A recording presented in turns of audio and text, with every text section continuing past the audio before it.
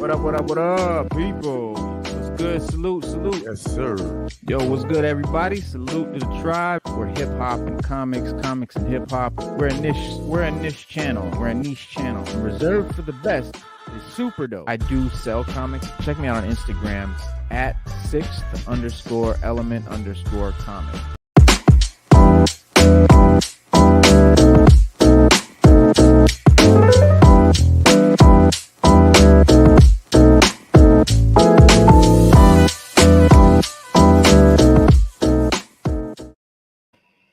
Welcome to the Sixth Element of Hip Hop. I'm your host, Reno Noir. We have a co-host. His name is Stu Dog. He's not here yet. He'll be here in a second. Just pulled up.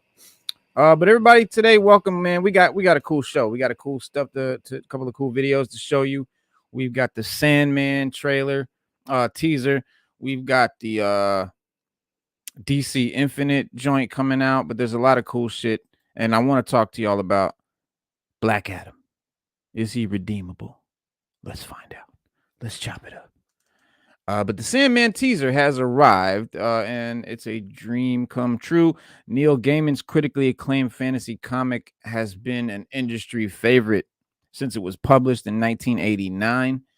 Now the series will be brought to life as a Netflix original, debuting in full on August 5th. All right, the teaser might be less than 2 minutes long, but it's given us enough imagery to keep fans talking for hours. And you better believe they are. They are really talking. This thing is hype. From much beloved supporting characters to iconic moments from the series, the shots that look like they were ripped straight from the page. It's a real feast for fans, and it's only the beginning. Sandman has a very, very serious cult following. Dog, what's good? What's up, man? Sorry for the tardiness, everybody. But Corey, I just salute, dude. Life happens. Yeah, man. But I'm here, and that's all that matters. That's what counts. And all that matters is that I'm here. That's what counts. That's what counts. I just want to apologize to the chat for not being here to start the show. I know they depend on as far as their comic and hip hop, pleasantries. That's right. So we're here for. So we gotta be here. Somebody gotta be here. They say, what's going on? So I was watching the stream on my way home. I was watching the stream. So we talking about Sandman. Yes. Sandman's got a cult following, bro. I mean, I've never been like a big fan, but not me either. I know people that are. Yeah, I know people that are heavy. Yeah, like real heavy. Seriously. Like they like. If I put it to you like this, they like of the comic book world. I don't know if anybody else heard you, but Sandman. It broke up when you said whatever you just said. They're like the Trump followers of the comic book world. Yeah, they truly believe. Yeah, like how Trump followers. You know what I mean, they do what they got to do, and they believe what they got to believe. That's how Sandman is, bro. I've like I said, I've never gotten into it, and not in a bad way, but I just I just don't get it. Sort of like the Stephen King stuff, like people into Stephen King like that. Yeah, well, we'll be talking about the Sandman a lot over the months ahead. But for now, just here are some of the cool things that we caught in the Sandman trailer. Dream come true, right? If anybody had doubts about Tom Sturridge playing Morpheus, then this teaser put them all to rest, man. Sturridge completely owns the role, embodying everything we love about Dream. He says, I'm the king of dreams, ruler of the nightmare realm.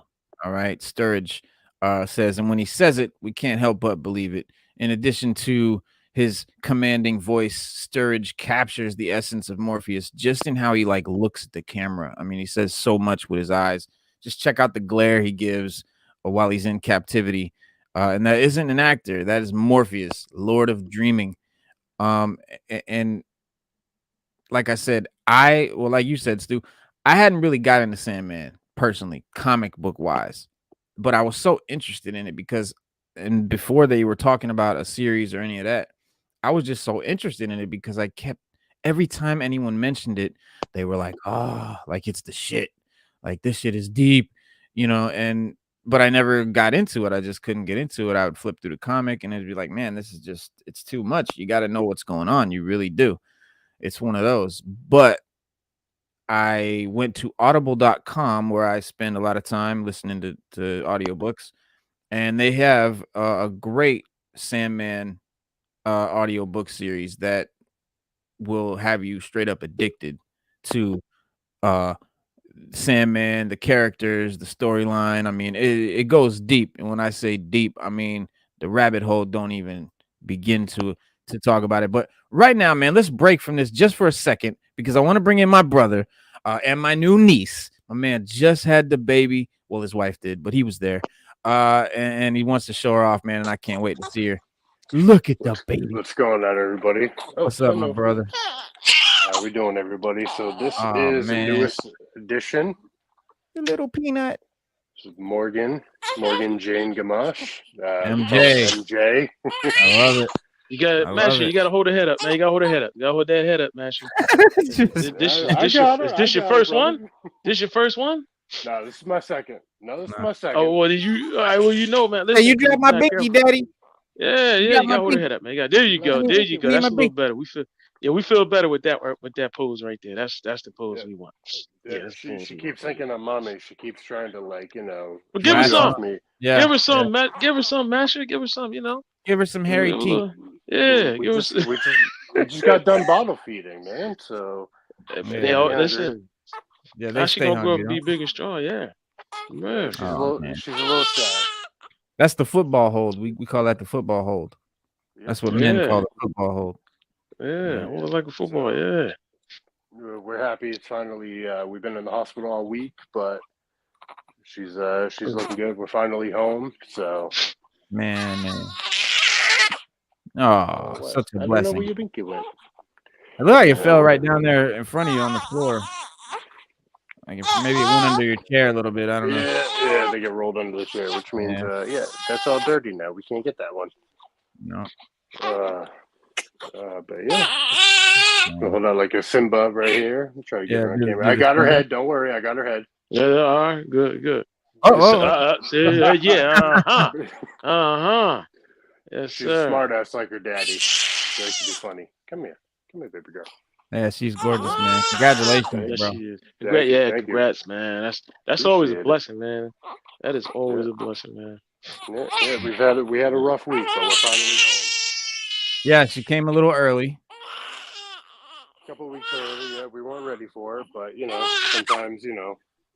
sometimes babies, they make their own plans, huh? That's right. They always make their own plans. Yeah. But, we make plans and God laugh. Yeah, but she's happy. She's a little pain in the butt like her daddy, so. Cute. Oh, and she's a little whiny because we lost her binky, but I'm going to have to get you a new one because that one's on the floor, so you ain't putting that one in your mouth. Now we have one question to ask you while you there with that beautiful baby. Are you going to bring up the right way and show us Star Wars and the Goonies? Oh, yes, and E.T. and all those wonderful things that we grew up with. He named her MJ, bro. So I think. Yeah. Oh, she's definitely going to be brought up right. Yeah, she's going to watch the original trilogy of Star Wars. And when she gets older, she can watch the rest of them. But, that's right. She's been watching Comic Book Men. She's been watching the old 90s cartoon X-Men and Spider-Man so far in the hospital. I brought my laptop with me, so we watch all the good stuff. That's quality education right there. Yep. It was great, and actually you'd be proud of her when when we were watching X-Men. I think she likes Wolverine the best. She was definitely keeping an eye on him. So whenever he would talk, she would just like focus in real quick. Yeah. That's interesting. Yeah, right now, I'm not mama. You can't eat me. Look, she's just like.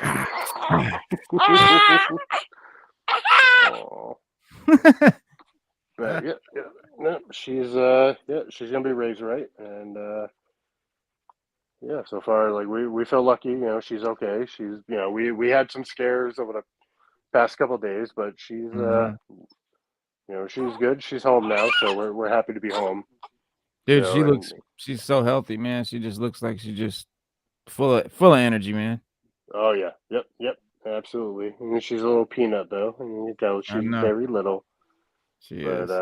No, I was very happy to get her home and get her we to the nerd cave, and we let Mummy take she's been napping for a couple hours, so we've been down here hanging out, and it's nice being on vacation because we can organize and move do a some little stuff bonding. around. Yep. Yeah. She's been napping and listening TV.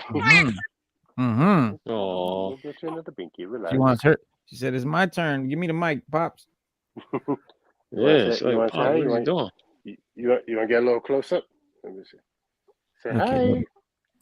Say hi. Oh. Look She's at that there. Look at all that hair. Newborn. Oh yeah.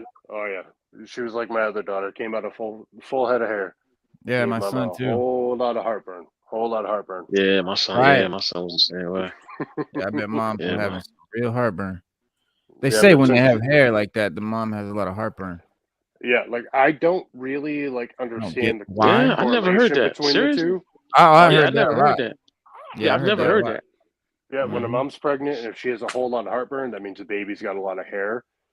Why that happens, I have no idea. Like I cannot wrap my head medically around why, but yeah, but as soon as the peanut came out, like her heartburn went away. Wow.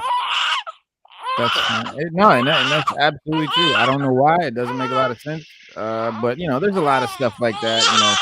Call them wives' tales, and superstitions and things like if the baby rides low, it's a boy. If she's pregnant up high, it's a girl. Things like that. Probably stuff doesn't mean anything, but we do it. We're if the mother has dreams of flying birds, the child will come out and be a mutant. It'll have superpowers. Right. No. Her only power so far is stealing hearts. That's about what she's got. So we'll see what she grows into. Yeah. Man. Oh yeah. So hey. She's doing an essay. She's giving us a video essay real quick. So what have I missed so far in the conversation? What are we talking about? We are talking about Sandman, the new Netflix series that's coming, and the comic book and the books and just the stories and a lot of people don't know about it. It is like a real cult following. It's almost an underground thing, but it's so big in that underground world. And that cult following is so strong, and people that are fans of it are like mega fans of it. It's one of those things. But it was always hard for me to kind of get into. I've read a couple of them, and I know like from our live sales on Instagram, we get some people that are really looking for certain issues, and I've read a couple that I picked up just because people were looking for them. And it's got like an interesting story behind like where they introduced Lucifer and a few of the other characters. So I think it definitely got a cult following, and I think after it gets released on Netflix, it's gonna blow up real quick. I think so, people like the supernatural kind of show and just stories like that. Once it gets released on Netflix, they're like, oh wait, this is a comic book. So they go back and they start reading stories. Right. So like I said, I have 6 kids, and I never let them watch live TV cartoons. I showed them all my DVD and VHS tapes of old cartoons that I grew up on until they were in grammar school. Got to give them the classics. Yeah, absolutely. Yeah, I gotta take my hat off. Now. I mean, when my kids were born, we still could watch that stuff, but now, but now I gotta, I think I would do the same thing now. I wouldn't show them nothing but what I grew up on the whole time. Right. Yeah. Now I will say I did do that, with music. I never let my kids listen to anything other than what like I listened to a lot of Nas, Public Enemy stuff. Like when they were little, I would only play that stuff. I never played anything newer in the car. Yeah. But like 90s rap music, like I mean, even in the early 2000s when they were older, all I ever played was 90s rap music. Oh yeah, that's all. That's all my. I mean, because they're just listening to what I'm listening to. Like they're not listening to their own stuff. They're listening to what I'm listening to, and that's what I'm listening to. But I make a point of playing certain classics and stuff when he's in the car, things like that. So now he's 17, and he's one of his only friends that could probably name every Wu-Tang member just by hearing their voice. But yeah, I did the same thing. Yeah. I made it. I once made it a kids in the car CD mix. So it was just I would pop it in every time. So it was the same songs all the time. So they knew those songs. They know those songs by heart. They were like, "Oh, Dad, that's such and such." And they would be saying them. So. These songs that ain't too bad, too violent, too sexual. Yeah, too sexual. Yeah. You had to watch out for that. But then they got older and they started listening to Lil Wayne, and then horizons were broadened. But right. let's watch this Sandman teaser, because I personally haven't seen it yet. And I didn't know they had a teaser out yet. Yeah, I didn't watch it yet either. I was waiting for the show, so let's do it. Yep. All right, we're gonna run it real quick and then we're gonna chop it up. Here we go. Sandman Netflix series coming soon. I am the king of dreams, ruler of the nightmare realm.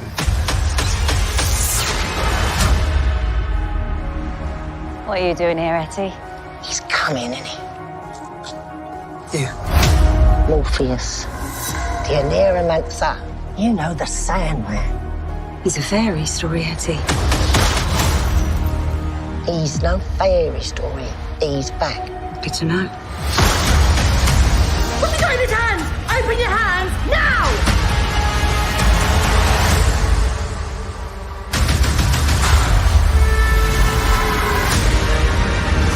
Forgive me, sire, the palace, the realm. They are not as you left them. With you gone, the realm began to decay and crumble. The dreams and nightmares no longer seem to recognize their monster. I will remind them. He's free. He's out of his cage.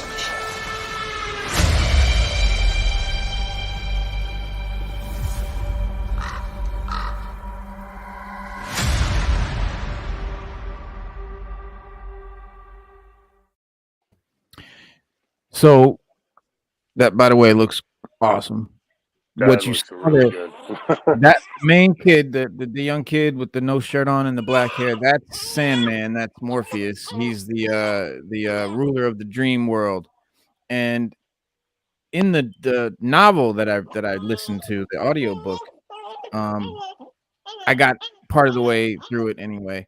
But he was like kidnapped from the realm that he controlled, and kept in this little glass sort of tank, little cage, and he was in there, and it was constructed so that he couldn't use his powers, because he's like, he could just wipe out anybody, kind of thing. Like they just couldn't fuck with him. But as long as he was in that container, he was helpless. He couldn't do anything. Someone, from what I remember, does something to help him get released, and he gets out, and shit ensues. But for the most part, that's as far as I got. So I don't know a lot, so I can't wait to learn about this. But that was Tom Sturridge playing Morpheus, and that's his quote is, "I am the king of dreams, ruler of the nightmare realm," he says. And like I said, man, the actor they chose was great. He says a lot with his eyes. Is that a dog? Was that the baby? No, that was the baby. Okay. So I'm trying to mute the mic so you can't hear. Got you. My bad. No, you're good. And art becomes life. So some of those shots from this teaser were direct recreations of Sam Keith's iconic illustrations. And just now, like I said, this is the first time I just saw it. Seeing some of those images, I instantly clicked to parts in the book. Like I knew exactly what I was looking at. So that tells me that this is going to be a very accurate show. Because just seeing those images and knowing the parts from the book tells you that they're pulling it right from the text. I mean, Sam Keith, which is one of the coolest artists out there, penciled the first 5 issues of the Sandman, developing the signature looks for Morpheus and his kingdom. And not only did the teaser capture Keith's designs flawlessly, some of the shots seem to be direct translations from his most iconic panels. Check out Sandman #1 and watch the teaser again. Keith's visual influence is clearly right there on the screen. The shot of Morpheus conjuring a portal looks straight off the comic. So I'm really excited about that. I'm excited about any comic adaptation that keeps it, accurate to the source material. I love that. Even if I don't know about this. And that's what, a lot of people will be like, you only care because you're a Star Wars nerd and you only care about the source material lore because you know about it. But that's not true. If I didn't know about the lore, but I know it's accurate to the lore, I can respect it more when I'm watching it, even if I don't know about the lore, because then maybe I want to go check and read the lore now that I've seen the comic book, or now that I've seen the show or whatever, and that'll make me want to go check it out. So I think it's very important that they are accurate to the source material. Just a purist like that. Yeah. But like I said, a couple of the shots though, he kind of reminded me of like Edward Cullen from Twilight. He just kind of had that look to him, but like more badass. Right. Yeah, it had that vibe. But I think even on the outside, where like I've read a couple of the issues that I picked up basically to sell, because some of our customers had more and more of an interest in it. So I'm like, all right, I'm going to check this out. Right. And like I now have an interest, like where okay, I want to go back to the beginning. I want to read the whole thing, especially after seeing that trailer, because it's very comic book-esque and it kind of has that dark tone to it, and it kind of draws you in a bit. So like now I'm like, all right, I want this show to come out. I want to see it, and I want to go back and I want to read the comics and see where it correlates. Mm-hmm. And absolutely. We get some good pictures of Joanna Constantine as well. Some of the characters. Let's see. So this is Morpheus, guys. That's Sandman. That's the main character, if you will. And this is Joanna Constantine, daughter of John Constantine, right? John Constantine. And then we've got the Corinthian, which I haven't gotten as far as knowing who exactly that is yet, but I think that looks like that's Constantine right there. That's Morpheus right there with the spiky hair and everything, and some of the early comics dude is back. And a little bit of networking issues, but we're good now. Oh, there we go. You know what he always in the comics that I've read, the few that he reminds me of the Crow, like most. Yeah, he does look a lot like the Crow. Yeah. And I've only read maybe a few comics. He's not like the Crow, but he looks like him. No, he's nothing like the Crow. He just looks like he has that Crow look. But I might even still have those comics. I don't even know if I have, bro. But I've never really damn dope. I've never really. I just never could understand why, and not in a bad way. I don't want anybody to think I'm talking about it bad or putting it down or anything like that. I just never could understand. Maybe because I never read it, I just never could understand what the deal. Why everybody loves Sandman so much. Yeah. Neither had I. But I wanted to, but I didn't want to go into I don't know. It was just like, I was like, you know what? I think the easiest way is just let me get this audio book here off Audible and just listen to the audio book. And the way it's, performed and everything, it's like you can visualize it. I mean, it's just like you're, seeing it, in your head. And like I said, I know that they're accurate because scenes out of that teaser, I instantly knew parts from the book that was talking about. And I'm talking about the book. So there's a novelization, I guess, a novel version of Sandman, the comic. Spade, what's good, man? What's happening, brothers? We're talking about Sandman, the comic and the new Netflix series. What's up, brother? Series that's coming out. Okay, Master, how you doing, bro? Heard you got a baby. That's accurate. Yeah, nice newborn, little MJ over here. Congratulations, man. Thanks, man. I appreciate it. Yeah, very, very happy. Especially happy to be freaking home now. Oh, I know you are. Oh, I know you are. Yeah, man. A week guys in were the in there for a hospital, week. man. Yeah. Jesus. Yeah, my back is freaking killing me. Mm-hmm. Oh, I know it Yeah, is. I sleeping know in it the is. little chairs and shit. Now, did you video record any of this? Did you document any of this video wise? So I have pictures, not of the actual birth, because I was like, yeah, I'm bringing my tripod. I'm going to set it up. Yeah. I made the joke of like live streaming on Instagram, and I almost had my balls ripped off. So no. Certain aspects were not. But the funny thing though was I knew we were going to be there for a while, so I brought my laptop and I plugged into the TV. So we could watch stuff on Hulu, Netflix, Disney Plus, whatever the case may be. And we had Criminal Minds playing because the wife, she's all into like serial killer shit like that. Criminal Minds is a great show. And the best part about it was, so when it came down time to finally, like, they're like, all right, we're going to have you push. The doctor's sitting there like this, staring at TV, watching Criminal Minds. Yeah, you're doing great. Yeah. Yeah, like, I'm really into the show that way. Yeah. And then when he looked and he was like, oh shit, he's like, all right, yeah, hold up, your next contraction, you're going to push. This is going to be it, but give me a minute to get ready. So like he had a gown up and like get the whole table ready and everything. She's like, what the fuck you been doing? He's yeah. like, oh, sucked me in real quick. Hold on. So he had to get all ready, and then she pushed, and there's my baby. So, and yeah, but no, we're glad she's finally here. A little bit earlier than expected, but yeah, we're gonna spend the weekend there. But she's happy, she's healthy.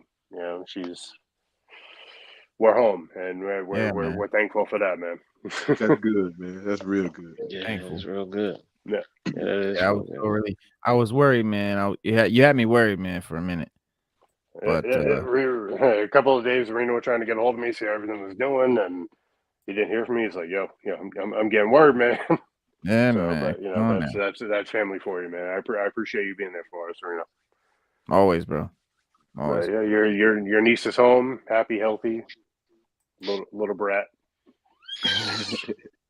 She's gorgeous. Just like that. He's like, stop making fun of me, Daddy. We're just kidding, baby. Come here. Those are the best days. Spade, did you? Because none of us have really got into Sandman, but I know you're a DC guy. Did you ever make that dive? Really. I didn't get into Sandman either. Yeah, I wish I did know somebody that was really into it, but I want to get into it because it looks really cool. The audio book that I listen to is extremely addicting, for lack of a better word. Just really, really draws you in. And it's a direct adaptation from the comics. So apparently it's like reading the comic, so if you want to check it out and you don't want to read the comic, or you can't afford to buy the comics because they're probably going way up, like I told everybody, when you hear about this shit, I told everybody last year when we heard about this show, go buy your Sandman books. If you didn't buy them yet, so go to audible.com and listen to the book. It's great. Oh yeah, and so check out Sandman #1 and watch the teaser. You'll see Sam Keith's visual influence. They brought it right into the show. And the show is very source material accurate. I can tell just by the teaser because I recognize instantly images from the book. Sordid Sorcerer. What is this? Okay, so we get a good look at Jenna Coleman. All right, as Joanna Constantine. She's an occult investigator who is about to have her hands full. This also represents an intriguing departure from the source material, where Joanna Constantine appeared in the Sandman comics as an ancestor of the sorcerer John Constantine. But this version of Joanna appears to live in a modern setting, and so seems to be more of a contemporary person, and so not an old ancestor of John Constantine. Maybe something like his daughter or his cousin or something. But this version Coleman sort of captures the aloof swagger that we, would expect to come from the Constantine bloodline, as she learns about the return of Morpheus, because he's been like imprisoned in this little magic container thing. And as for who Joanna is talking to, that's Mad Hetty. All right, a character who was first introduced in the Sandman #3. On the surface, Hetty may seem like an unassuming transient, a homeless woman living in London who spends the day muttering to herself. But there is a deeper meaning to Hetty's so-called madness. When she says she's been alive since the 1700s, well, she has. And someone that's been alive that long has seen some shit. And as we see, great English teacher. all right, yeah, I think I had one of those. Yeah, like damn, she was old when my mom went here and shit. Yeah. But yeah, as we see in the teaser, she clearly has knowledge of who Morpheus is. In the comics, Hetty, seemed to have like a life that extended far beyond the core Sandman series.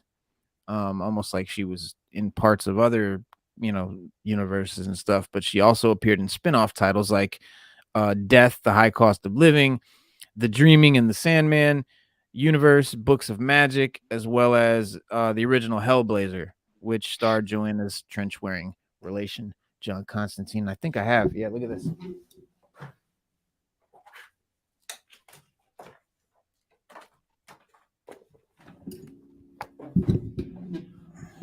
I do have Hellblazer, Original Sins, and that's Neil Gaiman. I don't know how you say it. Hellblazer is a damn good series. Yeah. Yeah, that has a cult following as well. Yeah, that's another book. That's another cult following too. Mm-hmm. Collecting the first 9 issues of the signature Vertigo series, together with the Constantine tie-in story from Swamp Thing, Spanned Edition, Original Sense. But so she's in here. The teaser also gives us a glimpse of the dreaming Morpheus's kingdom. It's called the Dreaming. Just what they call it. I only wish my dreams were that vibrant, but the dreaming realm is colorful and full of architectural, wonders. And we also see the realm after it's fallen, right? We see it crumbling. We see the buildings are sort of, look like they've been falling apart and shit like that. And that's because when Sandman is not ruling over his kingdom, it sort of deteriorates. And the whole time that he's been in, not exile, he's been captured. His kingdom has been falling apart. And the set pieces on this series are going to be spectacular, and I can't wait to see more of them. We also we see the kingdom decaying, and the teaser gives us a brief look at Dream's siblings as well, Death and Desire. And I think I got to them in the book, but I definitely want to hear more about them. You've got Kirby Howell Baptiste as Death, confidentially strutting across the field for a single second, but Death seems to embody power, grace, compassion all at once. And I can't wait to see what she brings to the table in like a full-length episode, because just that second was very powerful. And with her iconic story, The Sound of Her Wings, which is a memorable part of the Sandman Volume 1 preludes and nocturnes. And there's all likelihood that we'll get one, because it's really hard to tell somebody like what to read about Sandman, because there's several Sandman comics. I mean, there's so many different like you know what I mean? Like there's preludes and nocturnes, story arcs, there's dreaming in this, side books, and just all kinds of titles that are in relation. But in addition, we got Mason Alexander's Desire, and they look like they give to their mirror. The look that they give to the mirror says it all. Readers of the comic know that Desire likes to create trouble for Dream, and now we'll be seeing that sort of rivalry play out on screen. And then the teaser only gives us a second of David Thewlis as John D, but that single second holds a lot of promise. D clutches a ruby, and it seems to be standing next to a sign that says, "Welcome, please wait to be seated." If you've read The Sandman, then you know exactly what that means and how terrifying it is. 24 Hours, published in The Sandman #6, is one of the most disturbing comics that you'll ever read. And it looks like we'll be seeing it in live action. So make sure you put in the kids to bed before you get to this one. And that's Sandman #6. So if you are looking to check out some of these, that's one to check out. What else? The teaser closes right with a brief look at the Corinthian. Like I was saying before, I don't really know a lot about who that is, but he's portrayed by Boyd Holbrook. And you'll notice that the poster doesn't show his eyes, and that in the teaser they seem to be bleeding. Like he was the guy at the end with the sort of blood coming down his cheek. There's a reason for that, as Sandman fans know, and it's a deeply disturbing reason. The Corinthian is a nightmare created by Morpheus, who came to our realm to become a serial killer. The menace in Holbrook's voice is breathtaking, and if the Corinthians comic book storyline is any indication, then it seems that this is just a small taste of the horrors that we're going to see in this show. Because this guy, he's makes Ted Bundy look like a choir boy. When is this show supposed to be released? This is August 5th. August 5th. The first weekend. That's the first weekend in August. Yep, and this is that guy, the Corinthian. That's this guy here. And this was Joanna Constantine. I got a couple of. She looks good. Not gonna lie, she looks good in that role. She does. And we'll see. I'm gonna watch it because, like I said, I've never been a big fan. I can't even say fan. I just never got into it. Yeah, just never really knew. See what it's all about, man. Yeah, I never. All right, so you see this image from the recently.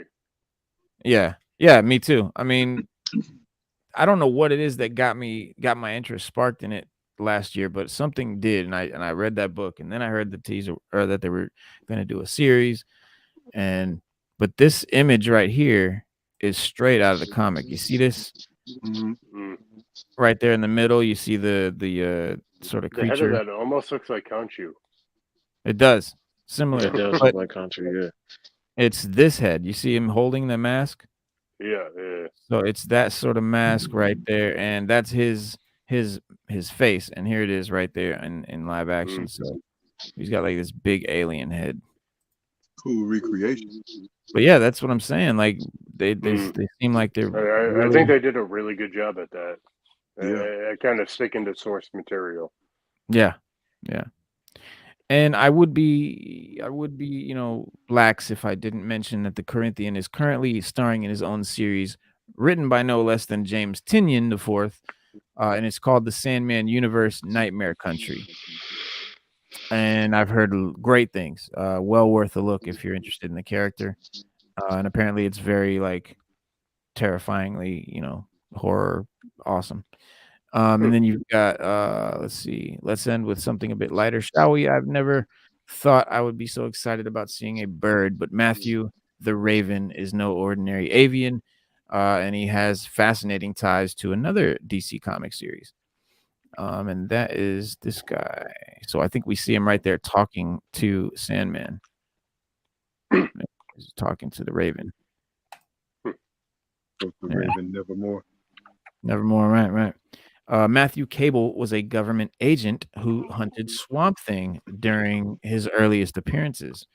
Cable found himself caught in the crossfire of Anton Arcane's war with Swampy, and he ultimately lost his life. However, he was given another chance at life when he was reincarnated as Raven, who ultimately became Morpheus's companion in The Sandman.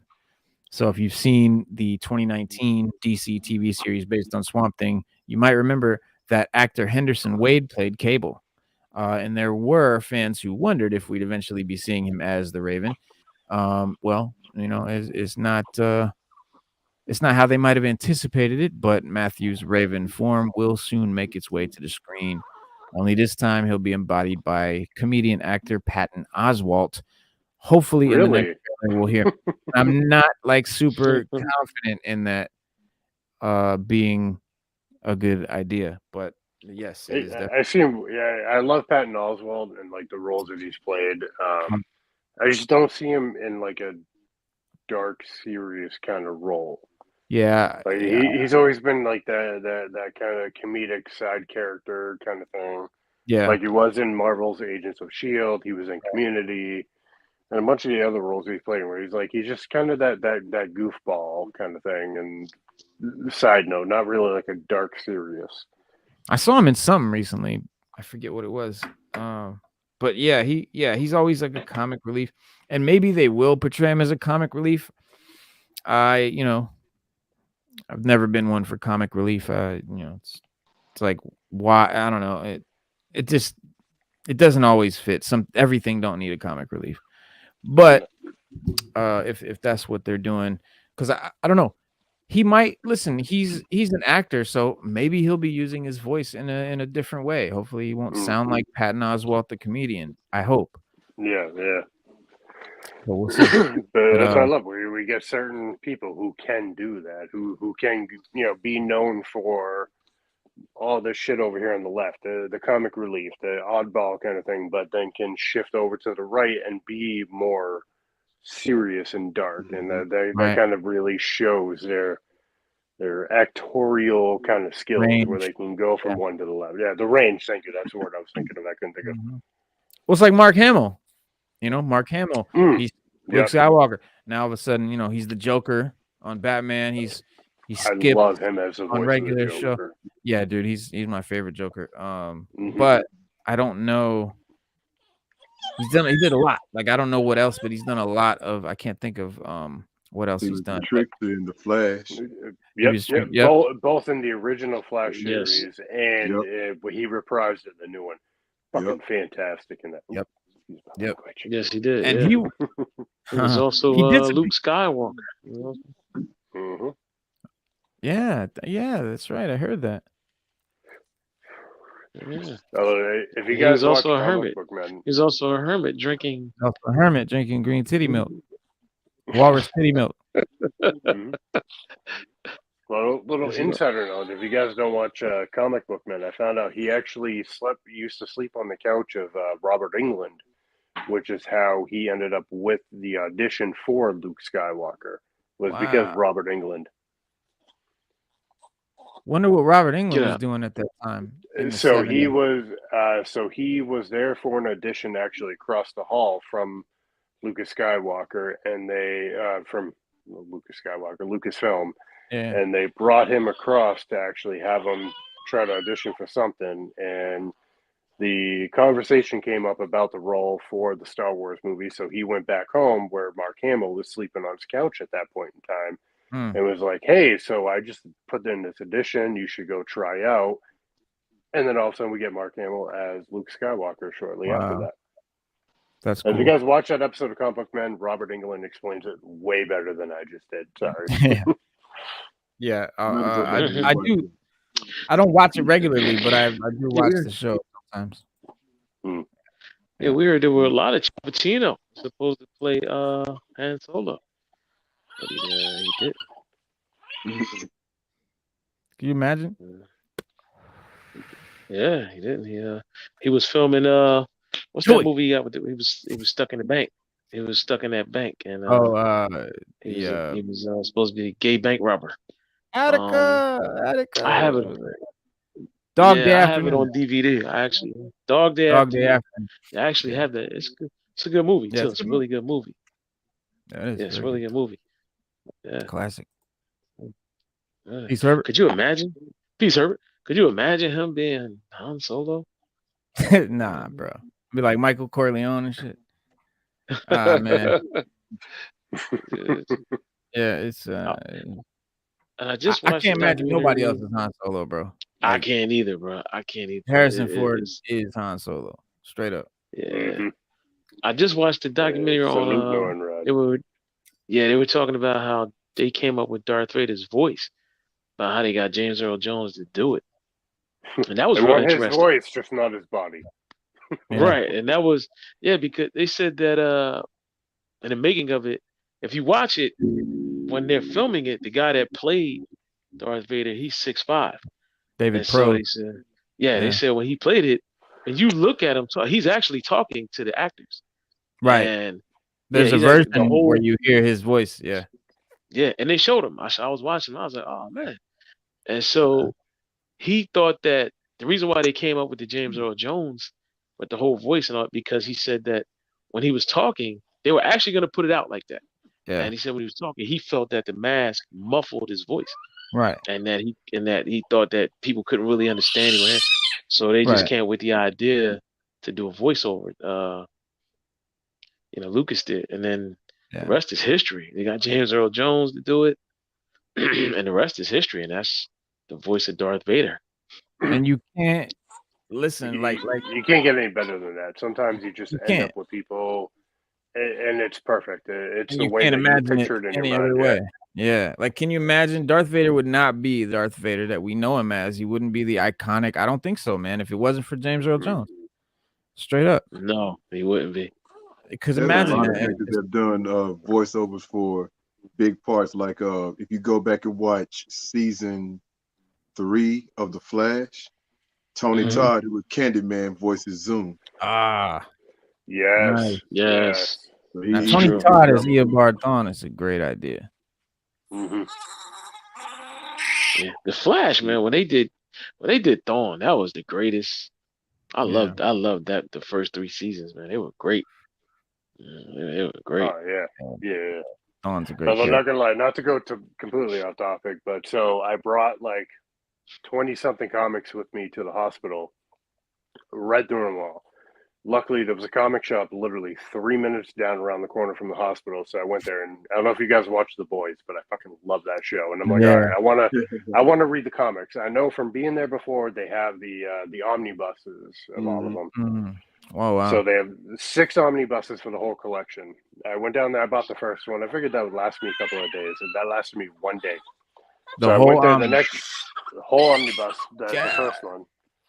So I went down the next day, and I bought the second omnibus, and the guy who wrung me out the first day laughed. He was like, dude, you already read through that? I was like, yeah, we're stuck at the hospital, blah, blah, blah. Wow. So they ended up giving me omnibus number 2 for free. He's like, oh, congratulations. What? I was like, all right, well, I'm gonna buy the third one then, just in case. Okay. So I've read almost the entire freaking Boys series, but because I watched it first on Prime, as I'm reading the omnibuses, reading the comics. I know what you're getting ready to say. I know exactly. Yep, I know exactly what you're getting ready to say. The actor in my head. Right. Same thing like with James Earl Jones. Like, you can't read anything with Darth Vader or anything without having his voice in your head. Right. Same thing with like when I was reading The Boys. I would have what's his face? Not Kurt Russell. Jesus Christ. Carl Urban. His voice in my head as Butcher. Yeah. And so the guy who plays Huey in the comic books, Huey is completely Scottish. But I would still read it with the Scottish voice, but with the actor who plays Huey in the show. So it's one of those things like where you watch something and you have like the perfect actor or actress for the role, and then you read the books and you put their voice in it. That's true. So Red is right. How much? Hold on, I haven't Red watched is the last right episode about yet.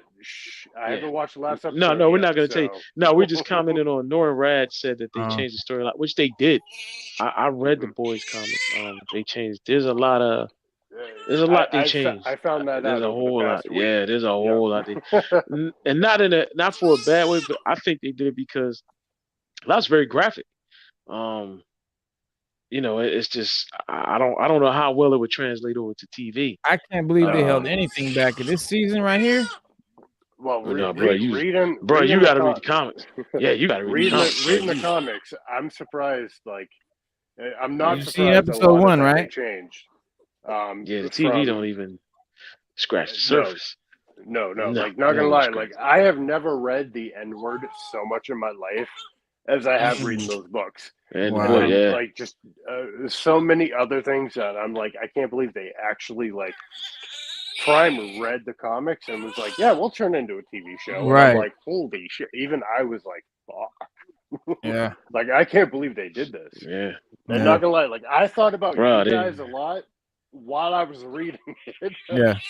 And like my wife was laughing her ass off because I was laughing so much. And then I'm like, yo, so like I would read a part and she's like, oh my God.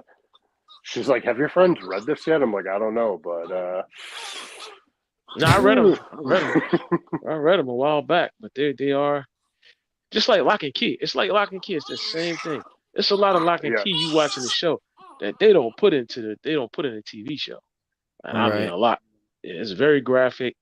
I don't even know. Like I said, I don't know how it would translate to a TV show. Or how you would have people protesting to take that show off the air. So that's why, like, I can't believe nobody's made like after the show made such a big impact. People went like, oh, I want to go back and read the comics, and they read it. I don't know how there hasn't been, like you said, protest or like shit hasn't come out with like, oh, we're going to cancel you for XYZ. It's like, Jesus Christ. Like Lauren said, Soldier Boy refused to film a few scenes. Like, there's a lot of scenes where Soldier Boy and his I guess it was his sidekick or whatever. They sort of, I don't know what you call it, juxtaposed the cops killing black men with these superheroes killing black men and calling it because there's more crime in the black neighborhood. That's why we're over here killing people. Yeah, and it's not the latest episode, but the last one. Yeah, I was expecting a lot of backlash from it. Yeah, but it was like Lauren said, man. I mean, they did it well. They did it tastefully, and they definitely, it's not. There you go, Reno. They did it tastefully, because if you do what the comics did, you'd be like, holy hell, who the hell greenlighted this? There would be a lot of fucking, excuse my language. There'd be a lot of wars over what they do in the comics versus what they depict in the show. What they depict it. Then you had like a lot of moral issues in the comic too, like that they kind of toned down for the TV show. Like what's her Starbright? When she first toured like their Hall of Justice, whatever you want to call it, they gangbanged her, they raped her, like Homelander. They raped her, like straight up. Yeah, in the show, straight up. Depicted with just the Deep.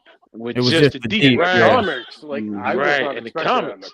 It's all three of them. Yeah, it's all three of them, and they get her, like they get her good, and she, like they like, look, you want to be part of the team, you got to take one for the team. I was like, dang.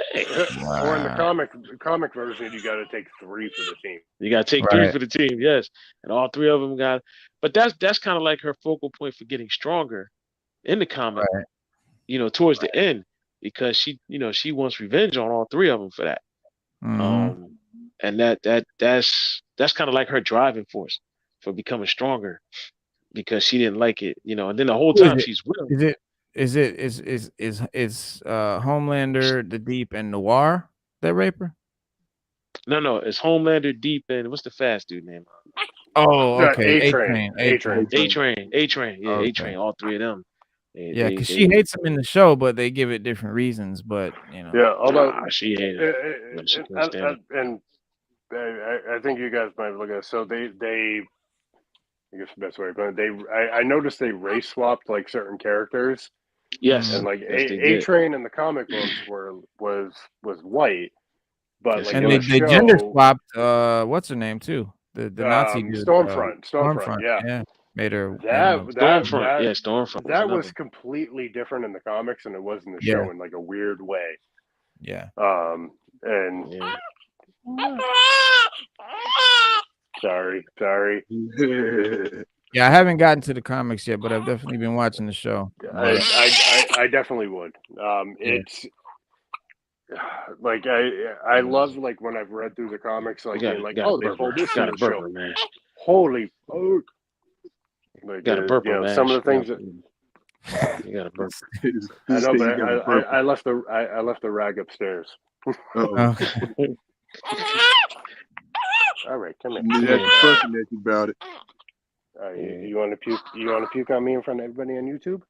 Yeah, say yes, Daddy. That's what I do. Kept some puke on me. Yeah, I had him. Say yes, Daddy. That's what I do. Yeah, they changed a lot, and they actually because it's just a lot of moral issues. The guy that played the Deep said that even doing the scene where where he kind of coaxed her in the topping him off in there, he said that was even hard for him because he was like, he had to be a scuzzbag to do it. Like he had to do it in a scuzzbag way.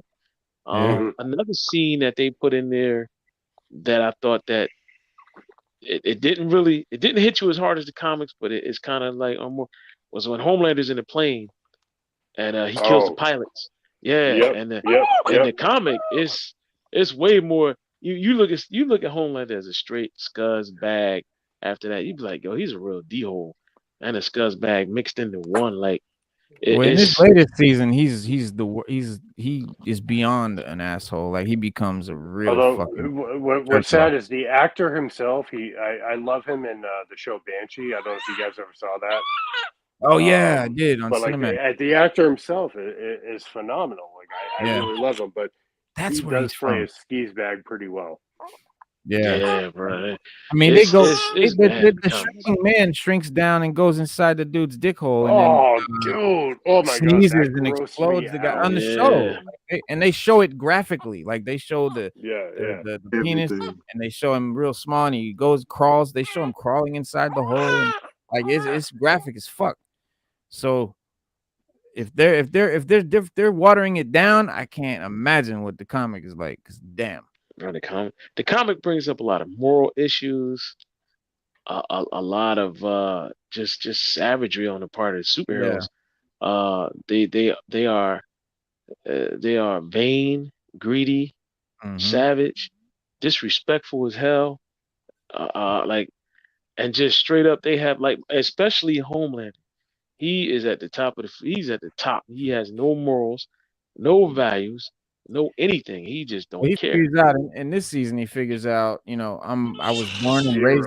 I was born in a test tube. Like I'm not even fucking really human. And he's like, you know what? I'm better than all of you. I'm smarter than you. I was getting ready to say, than you. I was getting ready to say, and he just says, himself superior. Yeah, he's like, fuck it. I'm not listening to Vought no more. Matter of fact, the police can suck my dick. FBI, I don't give a fuck. CIA, government, bring your tanks. It doesn't matter. Like no one in this world. Fuck with me, so guess what? Norman Rad said, probably would actually be exactly how it is, because power corrupts. Right, and that's what I think. That's what The Boys is really about. It's about what if humans today had these powers. What if the guy that had the powers, like Superman, was an asshole or not morally, above everything, like Clark Kent? He was not morally. But this is true. This is true. Yeah. No, you go ahead. Go ahead. Let me. No, that's all I had to say. No, this is true. Yeah, power. Yeah, power corrupts, but absolute power corrupts absolutely. Absolutely. Yeah. There was one thing I had about The Boys I wanted to show y'all, but I can't find it. So. I know that's completely off topic. Sorry, but I just thought it was relevant at the beginning. Yeah. No. Well, I did want to start talking about The Boys on this show at some point. Because it is really good. It is a great show. And I still say right now, Carl Urban, rather, is my favorite fan casting for Wolverine so far. I think he would make awesome I would love to see him play that. Especially as playing Billy Butcher, like he just has that attitude. Yeah, you guys gonna have to put your petition out there, man. Start telling Disney, they're bro. Like, you know what? I think he was wasted in the role of Executioner in Ragnarok. Like, I think he was great for that role, but I think they could have utilized him way more. Like, he could have been a way bigger part. Yeah, they could have. He would have been way better. Like the heads of the guys that write the movies and shit at Marvel, I forget who it was specifically, but I just read something where they picked their pick for Wolverine would be Chris Evans. And I'm like, he's already Oh fucking God, no. he's No, already no, Captain no, no. America. He's already fucking Flame On. Johnny Storm. Johnny Storm. You want to make him a third character? And then they literally said this, quoted, they said, well, he's the same size and height, and he's pretty comparable to Hugh Jackman. Why would you want to make a Wolverine compared to Hugh Jackman? You can't. No. Listen, you can't make Wolverine comparable to Hugh Jackman because he'll never be compared to Hugh Jackman did his thing. The only way they could successfully do Wolverine again is if they made him completely different than Hugh Jackman. Yeah, that's the only 100%. Way. Because otherwise, he's just going to be compared, and everyone, oh, well, Hugh Jackman was better, and blah blah blah blah. Yeah, because he owned the role. He created that role. So in most people's minds, that's who they see. Now, if you just made Wolverine just like a short, stocky, grumpy, bastard who just like didn't, wasn't all, wore the mask, all of that, then they could be like, yo, that's a dope Wolverine. It's a dope take. They could say I like Hugh Jackman's better, but you can't really compare it because it's completely different. Yeah, that's true. The power evolves him to be stronger after every defeat. Basically, if he loses to either, he comes back and wins. Oh, we're talking about Omni-Man, Homelander, and Superman. I'm going with Omni-Man. Yeah. Yeah, Omni-Man is definitely on another level. I don't know if he's beating Superman in it's really hard to say, bro, because all three of those characters are meant to be as powerful as each other. So really, it's who's writing it. If it's Image Comics, then Omni-Man wins. If it's DC Comics, then Superman wins. If it's Dynamite Comics, then Homelander wins. Yeah, it's the same thing. Same thing with Goku. If it's in the same thing with Goku. If it's in the Dragon Ball Z universe, then Goku wins. Goku it's wins, like the One Punch Man. One Punch Man is created to be that it doesn't matter how strong you are, he just beats you in one punch. So in his world, no one beats him. Yeah. But yeah, man, those conversations are fun, but they really boil down to where it's being written. I think that those are right. Those are fan conversations. They're fun for fans of whoever they like. Can't get to any solid. No solid answer. You'll never get to it. Those are people who just want to sit around and nerd out all day, and you can do that. Speaking of other shows, Kite Man has a show coming out. Kite Man, yes, sir. You heard it directly from the horse's mouth right here, right now. Kite Man, aka Charles Brown, supposedly named after Charlie Brown, like a homage to Charlie Brown. So his name is Charles Brown. Is one of Batman's enemies. He uses kites to commit crimes, and are they really making a show out of that? Well, if you've seen Harley Quinn, right? The popular he's been on there real strong. Yeah, you definitely know who Kite Man is. Yeah, good-natured wannabe villain. Yeah, he's been on there a lot, but he's all He's always been taken as a joke. He's always been taken as a joke. Nobody's ever really taken him serious. Yeah, because he's Kite Man. I mean, right? It's just like trying to take Quilt Man seriously. Right. Right. Well, Slade. Well, let me see. Is it Slade? Deathstroke threw him off of a building during Infinite Crisis, according to Joker, because he wouldn't join the Legion of Secret Society of Supervillains. So that was the last we saw of him. But apparently, he survived that fall or that throwing off the building. Thanks to having a kite in his hand. And according to Joker, he didn't have his kite on. He didn't have his kite suit. So they don't know. But I don't know how he survived. I just know that was the last anybody ever saw him. He also he's just excellent. He's an excellent glider pilot, and he uses a variety of kite gimmicks to commit crimes. I mean, that's and HBO Max. HBO Max has announced today that they've greenlit yeah, the all new Harley Quinn spin-off series centered around this kite man and his post-wife, his post-Ivy life. Because in Harley Quinn, he was supposed to marry Poison Ivy, but then she realized that her love was for Harley, and so he got, he got stiffed. But yeah, with a working title of Noonans, the 10-episode series will see the return of Kite Man voice actor Matt Oberg to the role and will expand Harley Quinn's animated DC universe in unique new ways. According to the show's logline, Noonans will focus on lovable loser Kite Man and his new squeeze golden glider as they moonlight as criminals to support their foolish purchase of Noonans, Gotham's seediest dive bar. So Noonans is the name of the show, and it's also the name of Gotham's seediest dive bar, and that's where everybody knows your name, but not necessarily your secret identity. We Isn't that the point of like the no name bar? Yeah, Noonans, yeah. But yeah, Susan Mako is executive vice president of original comedy and adult animation at HBO Max and Adult Swim, said, "We love the wild, fun world of Harley Quinn so much, we just had to make a spin-off, and who better to center it around than Outcast Kite Man. Justin Patrick and Dean have created the perfect local hangout for Gotham City's not so finest at Noonan's, where bar patrons blow off steam after a long day of mayhem." So it's basically where like supervillains go to, have a drink at the end of the day. Yeah, go have a drink. Yeah, that long day, man. Let's go to Noonan's. Yeah, Noonan's has been a staple of Harley Quinn since its debut season. An unremarkable dive bar on the surface, it nevertheless serves as the watering hole of choice for many of Gotham's most nefarious residents. It's also the location where Harley first met Clayface, who has since become one of the most trusted members of her gang.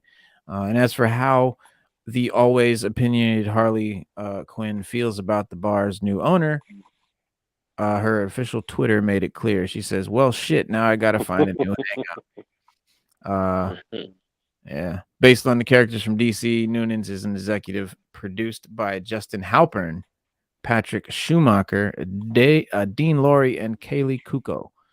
Laurie also serves as the series showrunner. As for when we might see it, that's unclear. But for fans hungry to return to the Harley's animated universe, the third season of her series is set to debut on HBO Max this summer.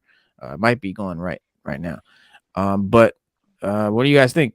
You guys excited for Kite Man to get his own show? Yes, sir. Oh yeah. I'm interested to watch it just for the comedic value. Yeah. I mean, I watched the Harley Quinn show. I love it. It's great. Man. Really? Yeah, I didn't get into it, but I heard it was actually really good. Yeah. I haven't watched it yet, but Spade, wearing the Batman tank top there. What do you think? How do you feel about it? I'm not excited about Kite Man as far as having his own show. Don't get me wrong, I believe it'll be funny, because sometimes you have inane humor like that happens to be funny. The Harley Quinn show, I did like, kind of I didn't watch it thoroughly, but the episodes I caught were pretty funny. So I imagine this one would be the same way. It's just far as for Kite Man getting attention or getting his own show. I'm just kind of like, yeah, okay. I mean, I can see using more in a comedic role than a super villain role. So it's going to be, as I would call it, dumb humor, but funny dumb humor. So you're not excited for it, but it might be funny, kind of. Yeah, so I'm not. Yeah, exactly. Not excited for it, but I believe it'll be funny. I haven't watched the Harley Quinn show yet. I've seen some parts of it, and it's pretty funny. I know it gets really graphic as far as the language and all that stuff, and sexual content and all that. It's a lot of definitely one of the main reasons why I got HBO Max was because I love DC's like animated movies, like like Flashpoint and The Longest Halloween, Batman Returns. Yep, all things like that. They're all I think great. DC does a great job with their animated like movies and stuff. Yeah, we say it all the time, man. It's like Marvel owns live action, DC owns animated, And Marvel pretty much botches their animated shit, and DC loves to botch their live action stuff. So it's kind of funny. Well, DC, you know what it is? DC did what Marvel did with their cinematic universe. They put somebody in charge with fans. So you got Bruce Timm and his crew. They are fans, and they made a deal with Warner Brothers. Was like they were like, look, they put out a couple of good cartoons after Justice League, and they were like, look, can we just do 1 or 2 animated movies a year based on comics or whatever, past comics, current comics, and DC greenlit it, and it's been successful for them ever since. So Bruce Timm and his crew, who they're in charge of the animated stuff, they do it all. It's the same thing with Marvel when they got Kevin Feige and all of them, and they're doing what they do, and they have a plan. So it's the same thing.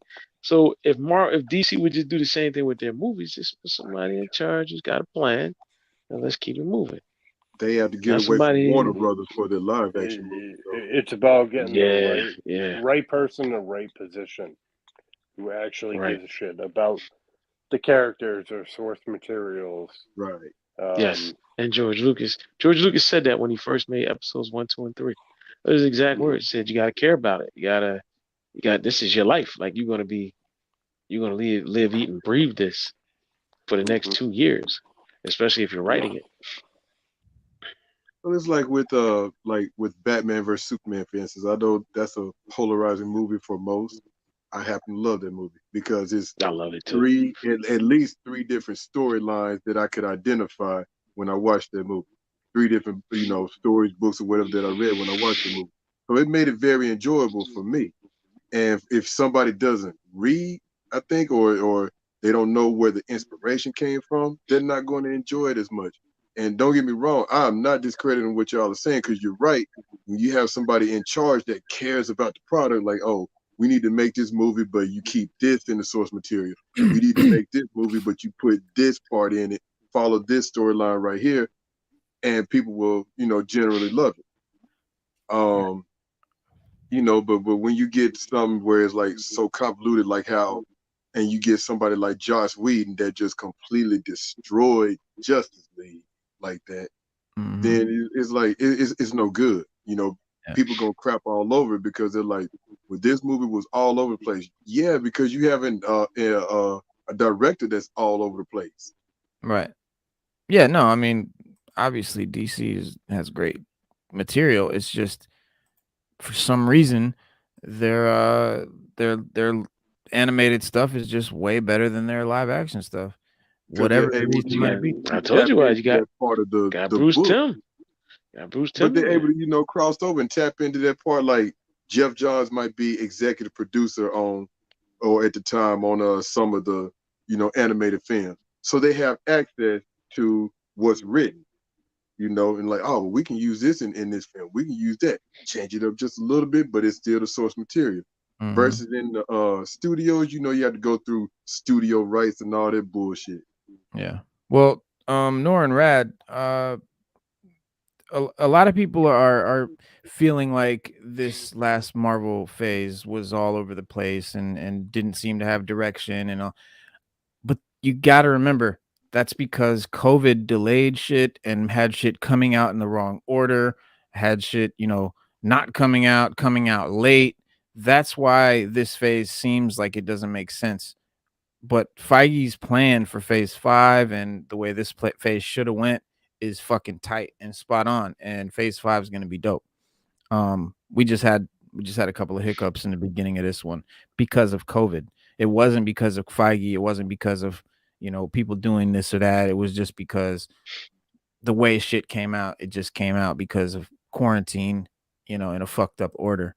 But they will probably get it back in order. Yeah, they will. And they do. They because in their minds they know everything is good, but they see how we see it because of the way their projects came out in a fucked up way, in the wrong order at the wrong time, waiting too long for certain shit and all of that. But I think it'll tighten up now that COVID's over, unless this goddamn monkeypox shit that's out, causes another pandemic. You never know. Wait about another 2 years for another election, then something else would be out. Nah. Yeah, I don't think monkeypox is going to it. Maybe COVID. We'll get another strand of COVID that'll be overwhelming, but not monkeypox. Unless people stop getting vaccinated. And that's the problem. People just aren't. I just read in Europe, I found a case of polio. We eradicated polio through Yeah, who the vaccinations fuck is getting years ago. polio? Yeah, people stop. You have people in the U.S. who will not vaccinate their children. Well, They good just luck won't do getting it. them in school. And they are. They won't. They'll homeschool them. Yeah, They want no, to prove a point so bad. my sister is one of them. She has never gotten her child one vaccination whatsoever, and she homeschools her. So, yeah, people are dead set against vaccines. They're fucking scared of them or whatever it is. But for me, dude, vaccines are human technology. We've advanced to the ability to do that. So do it. It works. Like, I understand people being apprehensive about the COVID vaccine because it was rolled out so fast and people didn't think it had time. Whoa. And blah, blah, blah. That's not entirely true. Whether it's true or not, that's what people got in their head. And so that's we've been dealing with SARS since 2003. So they use that data. Longest.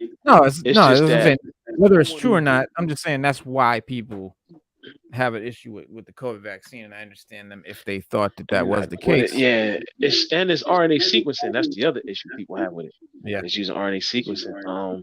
But RNA sequencing worked very faster than we normally would have done through any other means. I mean, you can't argue the results of RNA sequencing. I mean, is it 100%? I don't know. We'll see in the future, but I do know using that technology, they've come up with cures for sickle cell and a lot of stuff, AIDS, a lot of stuff, bro. I mean, it's it's just work. A lot of people just don't want you messing with their genes. They just don't want you messing with their DNA helix. So people like, look, we ain't doing all that. So I get it. Well, DC Universe Infinite is going global, guys. So let's get off COVID for a second. Let's talk about DC. And let me run this quick trailer, and then we'll talk about this. We're not going to really talk about it, but it's just some DC news here. Check it out.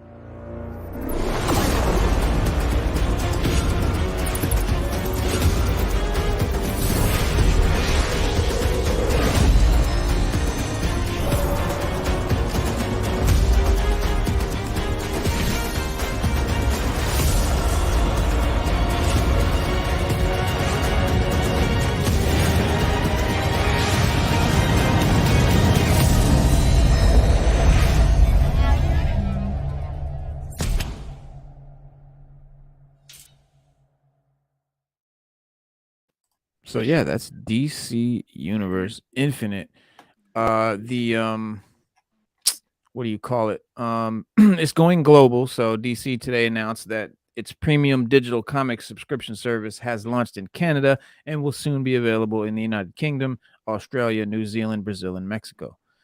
So fans will be able to access over 25,000 of their favorite DC comic books. Starting Canada is now.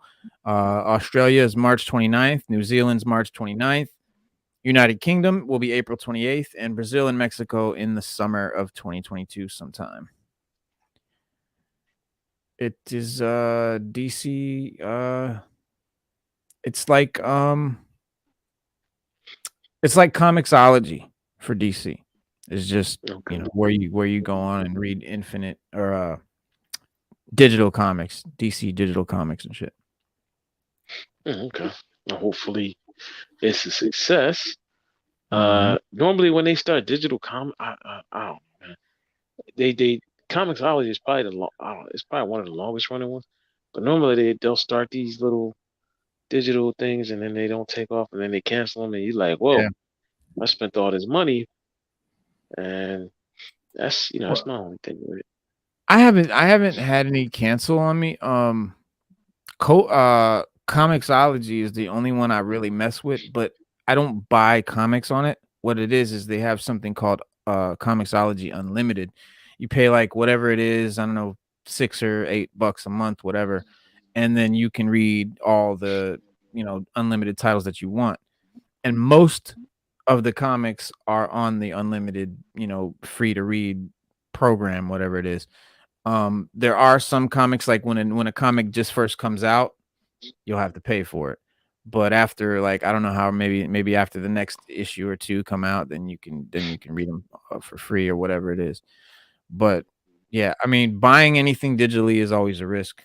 I mean, with music, with comics, with movies, you buy it on, or not buying it digitally and downloading it, but streaming it, buying something that you have to stream on their program, because when they shut down, or if they move, or whatever it is, or they decide whatever it is, you now lost the content you paid for. So it goes with anything, but Right.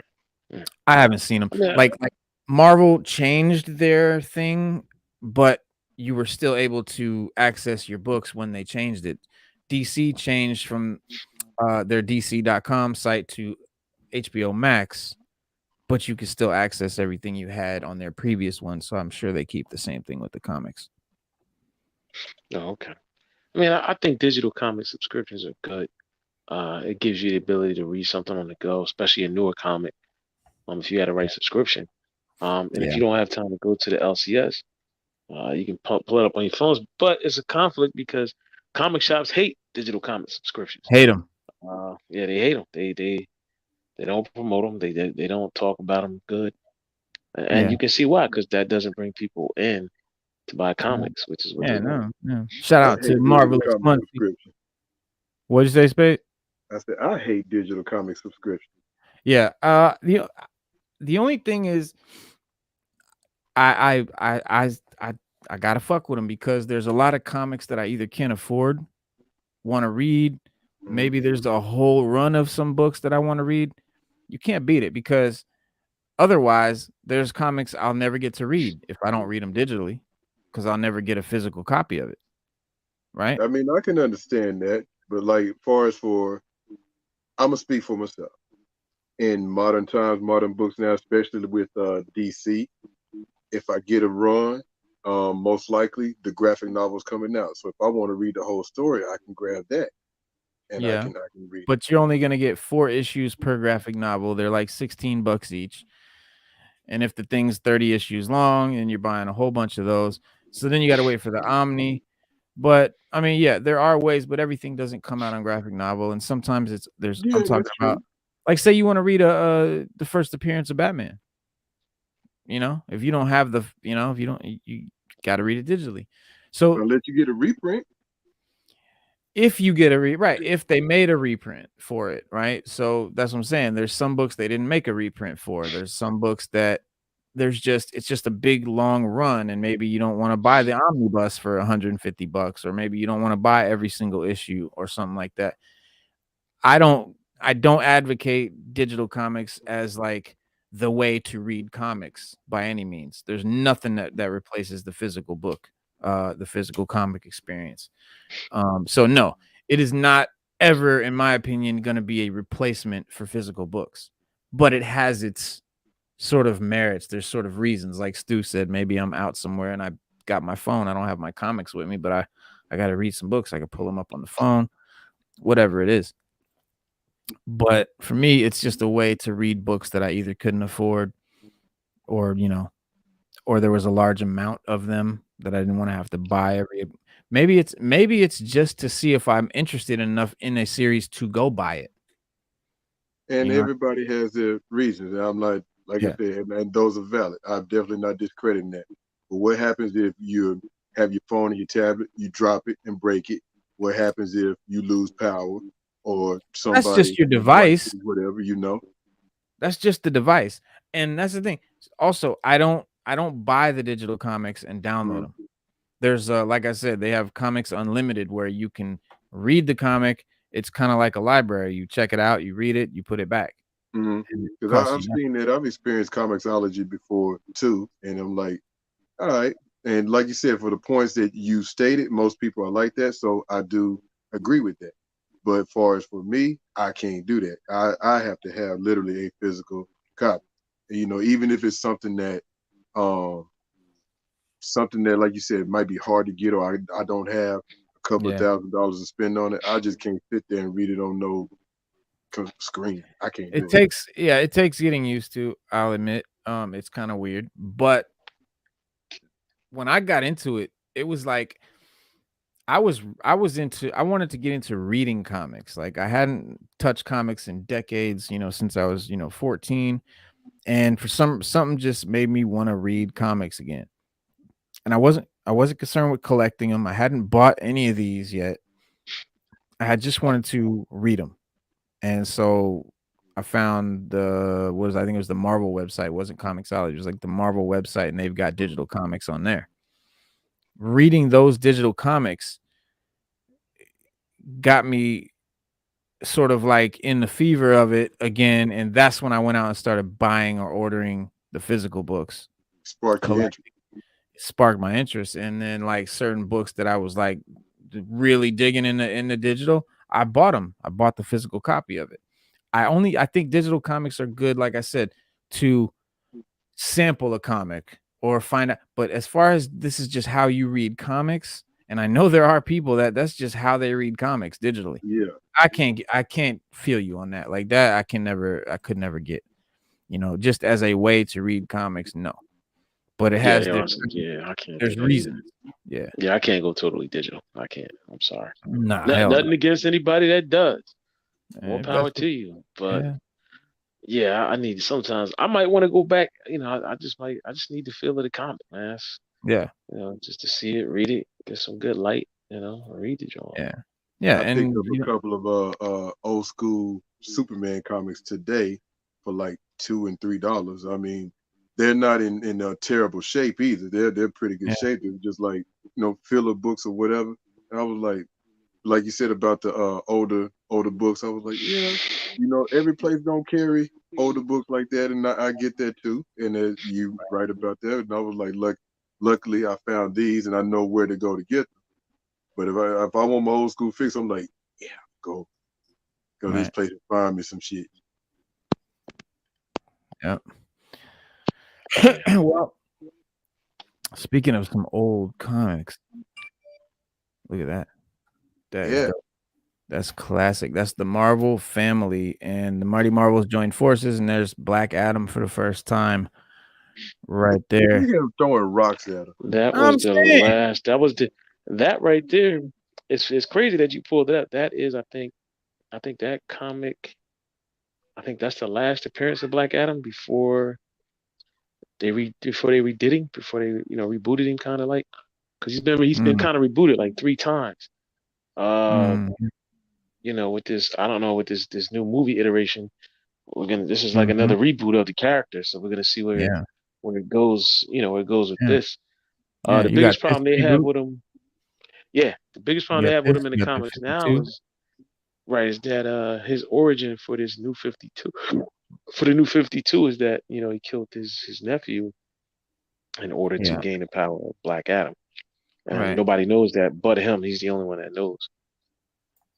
Yeah, and then they have him kill his son in the movie, so we'll see. But in 2016, writer Christopher Priest took us on an uncompromising 50-issue journey through the life and times of one of DC Universe's most notorious villains, and one of my favorite, and Slade's favorite, Deathstroke the Terminator. And unlike previous Deathstroke comics, Priest's goal was to present the mercenary Slade Wilson as the vile and reprehensible soul he was, with no sugarcoating. Deathstroke was not an anti-hero under Priest's pen. He was a monster. Even when Slade didn't want to believe that himself, that's just who he was. 6 years later, Priest makes his, DC return this week with a new leading man, Black Adam, the original fallen champion of Shazam. With the Black Adam movie looming in the near future, the time is right for Billy Batson's most notorious enemy to get his own ongoing series. It just came out this week. I guess it's this week. But if your image of Black Adam is just a darker, more serious Billy, then you're underselling just how far he's fallen. After all Black Adam is done, the so-called protector of Kandak may be beyond his redemption. And that's what we're asking: is Black Adam redeemable? Is he capable of becoming the champion of humanity that the Wizard once saw within him? Because that's, remember, the same Wizard that gave Shazam his powers gave Black Adam his powers with hopes that he would be a good guy. Or is he like Deathstroke, always destined to succumb to his worst nature? And perhaps we will find an answer within the fall and rise and fall and rise and fall again of Earth's mightiest menace. Public perception of the Shazam mythology today is that Black Adam has always been Billy Batson's opposite. But from Billy's first appearance until DC acquired the rights to Shazam from Fawcett Comics back in the 1970s, Black Adam only made one appearance as a foe worthy of bringing an entire invincible Marvel family together to defeat. And that was 1945's Marvel Family #1. And this is the cover to it. And yeah, he's throwing rocks at Shazam. That's pretty funny. But yeah, he that was big. Hey, Reno, that was big back then. That was big back then. You threw a rock at somebody, man. Yeah. Not even a rock, a boulder. You threw a boulder at a Joker. That was big. That was something. Yeah, that was big back then, man. Yeah, that was something. Boulders were big. And the Wizard, right? The Wizard tells Shazam tells Captain Marvel, Mary Marvel, and Captain Marvel Jr. the story of his first champion. The mage had first chosen an Egyptian man named Teth Adam to wield the power of the gods against the enemies of man, but he quickly succumbed to his power in the name of global conquest. And I think like the Wizard decided to give it to the Marvel family, right? Captain Marvel, Mary Marvel, Captain Marvel Jr. to kind of spread the power amongst 3 people, or instead of just putting it all into one guy, because that's what sort of fucked Black Adam up. And then we had Shazam sealed Black Adam away for 5,000 years, naming him Black Adam for his grave mistake in judgment. And when Black Adam returns, it's Billy's Uncle Dudley who kills the invincible foe by tricking him into saying Shazam, instantly aging him 5 millennia upon reverting to his mortal form. And that's how he whooped him.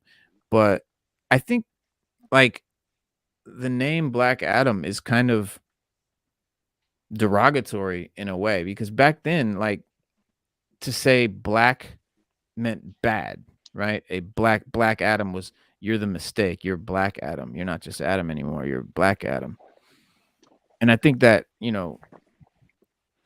that connotation with the word black has changed quite a bit, of course.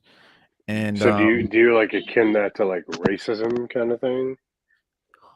Not racism, no, but if you it's funny how they like a black sheep kind of thing. Yeah, and if you've never seen them, I mean, perfect example, Malcolm X, in the movie Malcolm X, where he goes in the dictionary and he looks up black and all the sort of negative connotations behind it. And then he looks up white and all the positive things behind it: pure, innocent, black, dark, evil, without color, blah, blah, blah. So yeah, it's just something that you wouldn't have that today, like a character with that name, for that reason, right? Like Black Panther isn't Black Panther because he's Bad Panther. He's Black Panther because he's black, the color black. But Black Adam really meant Bad Adam, is what they, back then in 1945. So different time. But that was the last anyone saw of Black Adam for over 30 years. And then DC's Shazam #28, mad scientist Dr. Sivana uses his resurrection machine to restore Black Adam to life and exact vengeance on Shazam and the Marvel family. As in his first appearance, this incarnation of Black Adam showed no signs of heroism, fully committing to bringing down those who have bested him in the past. And this original Black Adam was thoroughly evil to the last, battling against Earth's heroes all the way up through Crisis on Infinite Earths.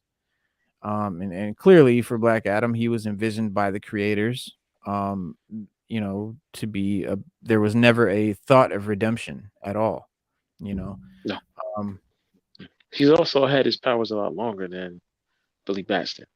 So he's actually, that's why it takes the whole Marvel family to take him down. He's actually mastered in a way to where he can, he knows his limits. He knows what he can do, what he can't do. it makes him more powerful. And that's the one thing Superman has always said about Captain Marvel. He was like, if he only knew how powerful he really was, he actually can get me, but he You'd be doesn't. proud. Yeah. Right, and that's the reason why Superman's like I always come out on top. Right. Well, the Shazam mythology experienced a couple of like false starts after the cosmic reshuffle of the Crisis, Infinite Earths, but ultimately sort of found his place with 1994's Power of Shazam series by Jerry Ordway. This comic gives us two Black Adams. Here we learn that the original Teth Adam actually served in his duties well for centuries until he was seduced into his designs on global conquest by the demon lady Blaze. The wizard strips Teth Adam of his power, killing him with the onset of age, and contains that power in the mystic scarab. The second Black Adam, an unscrupulous archaeologist named Theo Adam, was entirely villainous from the start. Theo, as Billy eventually learns, was responsible for the murder of his own parents, who were killed as he scrambled to obtain the power of Black Adam's scarab. Billy and his allies battle this reincarnated Black Adam throughout the whole series, but when Shazam erases Theo's memory in order to prevent him from accessing the power again, the personality of the original Teth Adam emerges in the subsumed Theo's place. Perhaps this new Black Adam, right, whose fall was brought on by demonic influence, could one day return to his heroic roots. So you see what they're doing here? They've given the ability for a possible retcon or a possible redemption story by splitting it into, oh, well, this guy was really Theo Adam, this villainous archaeologist, but Teth Adam, he was always really a righteous dude. So now that we're gonna get Teth Adam somehow back in there, and maybe he can, Black Adam as we know him today, however, bears very little resemblance to the Black Adam of Binder and Beck, or even Ordway's demon smitten Pharaoh. In Jeff Johns' new revised or revision of Black Adam's history with David Goyer, as seen in their JSA series, Adam was driven to villainy after a career in heroism by an injustice-like corruption of his morals brought on by great tragedy. And this time it was Metamorpho, predecessor Aktun, who brought about Teth Adam's change of heart by using his power to conquer Kandak and murder Adam's wife and children. And then Teth Adam's fall occurs when he murders, Acton in kind and resolves never to show weakness again, enforcing peace on Earth by his own brutal and uncompromising terms. Still, I know you got to roll out and fight crime here in a minute, but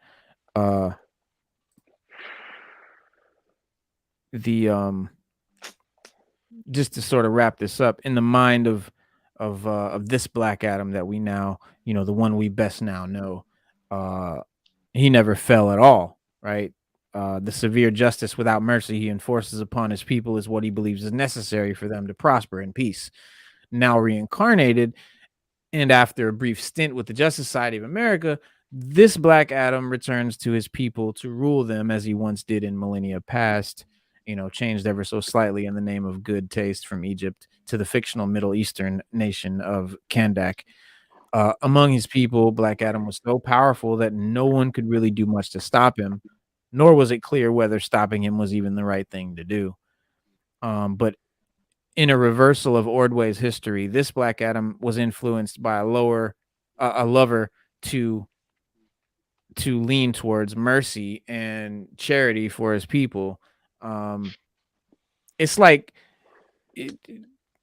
I really feel like the Black Adam that we're gonna get for this movie is definitely gonna end up being a good guy, and it kind of sucks because like I want Black Adam to be. He's just a better villain. I mean, he's a badass villain. Like, can we have a villain, please? That's cool that we can make a movie about without turning him into a good guy. My hopes is he's not going to turn into the good guy until the end. Yeah, my hopes is that he's not going to turn a good guy until the end of the second movie. or third. You know, Well, I don't this want is the him reason why I think this is the reason why we're getting the comic so that they can kind of straddle the fence, so to foreshadowed. speak. Yeah, so you say, well, he can go left or he can go right. We don't know, you know. But you know that like you said, I just think he's better as a villain. Yeah. And we should just keep him that way. There's a lot you can do with that character, Yeah. you know, moving forward, than just use him as just this ultimate good guy, bad guy, you know, or dark good guy sort of thing. Yeah. DC He has was many dark heroes. You could have did the Question. If you wanted a dark hero from the DC universe, you could have did the Question. You could put the Question out there and did a whole series on that. You could have did a great movie on the Question, and yeah, you know, but that would have been you dope. know, Maybe they The will. thing Maybe about it they is will. like Alan talked about a few weeks ago. Quit making villains sympathetic. Make them villains. Make them make despicable. They got him to a be villain, evil. right? Right. Yeah. And that was the point I was making. It was like, why do we have to have these sympathetic villains? Okay, Yeah. something happened to Teth Adam to become Black Adam. He lost this, he lost that, and blah blah. I'm supposed to feel sorry for you because of the choice you made. No, you're a villain. I'm not supposed to Yeah. sympathize with you. I'm supposed to want the good guy to kick your ass. Well, in Not be comics, like, oh man, 100%. I agree with that. I agree with that too. In comics, but in movies, in any writing, you don't want just two-dimensional characters. All you know what I'm saying. You want a character with some depth. So it's not like I mean, you didn't they necessarily never be made. two-dimensional though. Well, they never made Thanos a good guy. He was never an anti-hero by any means. And what he did was evil, but you could kind of understand like I just want to know that they don't think they're evil, right? Because no villain thinks they're the bad guy if they're well written. They think they're doing everything for good reasons or reasons that they deem to be right. That's not true because Darkseid knows he's the bad guy. In the movies, you could kind of sympathize with Thanos' thought of mine. In the comic books, where he's doing it to impress Death, you're like, that's kind of fucked up. But in the movies, they He's just pure definitely evil. like make you like, yeah. But in the movies, Like I can relate. kind of I can relate, understand. yeah. Where it's like, yeah, you know, I can kind of see your train of thought in your mind. You know, like Spade said, like you know, you think you're doing the right thing. In your mind, you're not the villain. You're trying to up the ante on humanity on a universal kind of scale, as opposed to in the comic books where he's trying to impress Death, where he's like this badass and he can kill half the universe and not even think about it. So yeah, in the movie it'd be nice. In movies, like you said, it'd be nice to have the villain where like the guy's just straight out a bad guy. You know, it's not like he has a redeeming arc to him where you can relate or like, oh, he's going to become an anti-hero or a good guy. It's no, he's just one fucked up character who's a bad guy. He's a villain. Yeah. There's always room. There's always room for a good bad guy that's just irredeemable. He's just, he's just evil for the sake of being evil. But those are always the sort of secondary bad guy. Like there's always like the big lead, the big bad guy, like Thanos, right? But then he had the Ebony Maw and Corvus Glaive and Proxima Midnight and the big dude, I forget his name, his crew, the whatever, I forgot their name, Black Order. But they were just evil, like they didn't really have anything that you could relate to or whatever. But Stu, we got to let you go, man. I know. All right, brother. Stay safe out there, Stu. Catch you guys later. Be safe, bro. You too. Masher, congratulations, Speed. Appreciate it. Thank you very much, man. Stop making it. Yeah, I agree with you on that one, Speed. But it's 2022 is what we got. It's a lot of this is for the casual audience, man. You guys got to remember that. Casual audience wins. It's for the casual audience, but it's like because me being a comic book guy, I get tired of getting questions. Well, how did this happen in the book, or this wasn't in the movie, blah blah. And it's like, again, quit putting that shit out there for people to see. It won't be as confused. Yeah.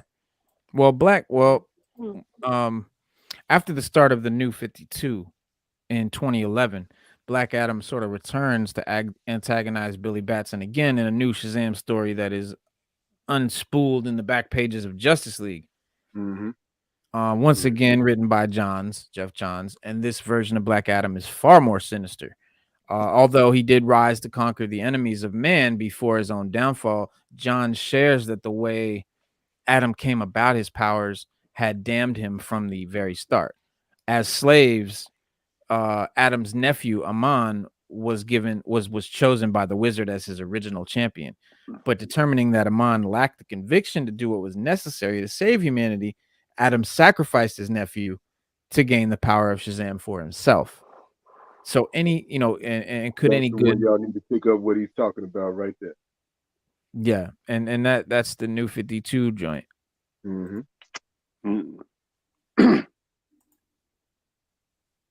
That's the book you were just talking about that you need to pick up that story. Yeah, and read about Black Adam because he was straight up villain in his storyline. Right, and yeah, I love that little snippet you just showed where like Black Adam meet ISIS kind of thing. Mm-hmm. So obviously everyone knows ISIS as a terror group, but actually ISIS is the goddess of water, I believe it is. So kind of personal thing, way back when my niece, they were actually going to name her Isis, and then that's when all that blew out, and they're like, we're gonna change her name. Yeah, we're not gonna go there. They were gonna name her Isis after like the goddess of water, because that's how my sister-in-law, she's into all that shit. So like that was the original name, and then when all that blew out, they're like, we're gonna name her Lillian instead. Yeah. So when I see like that the cover of that comic you put up, like it always makes me laugh. Like beforehand, like it didn't mean anything. Like a lot of people didn't know who that was. Right. And right. then the group came out and it just kind of fucking ruined it.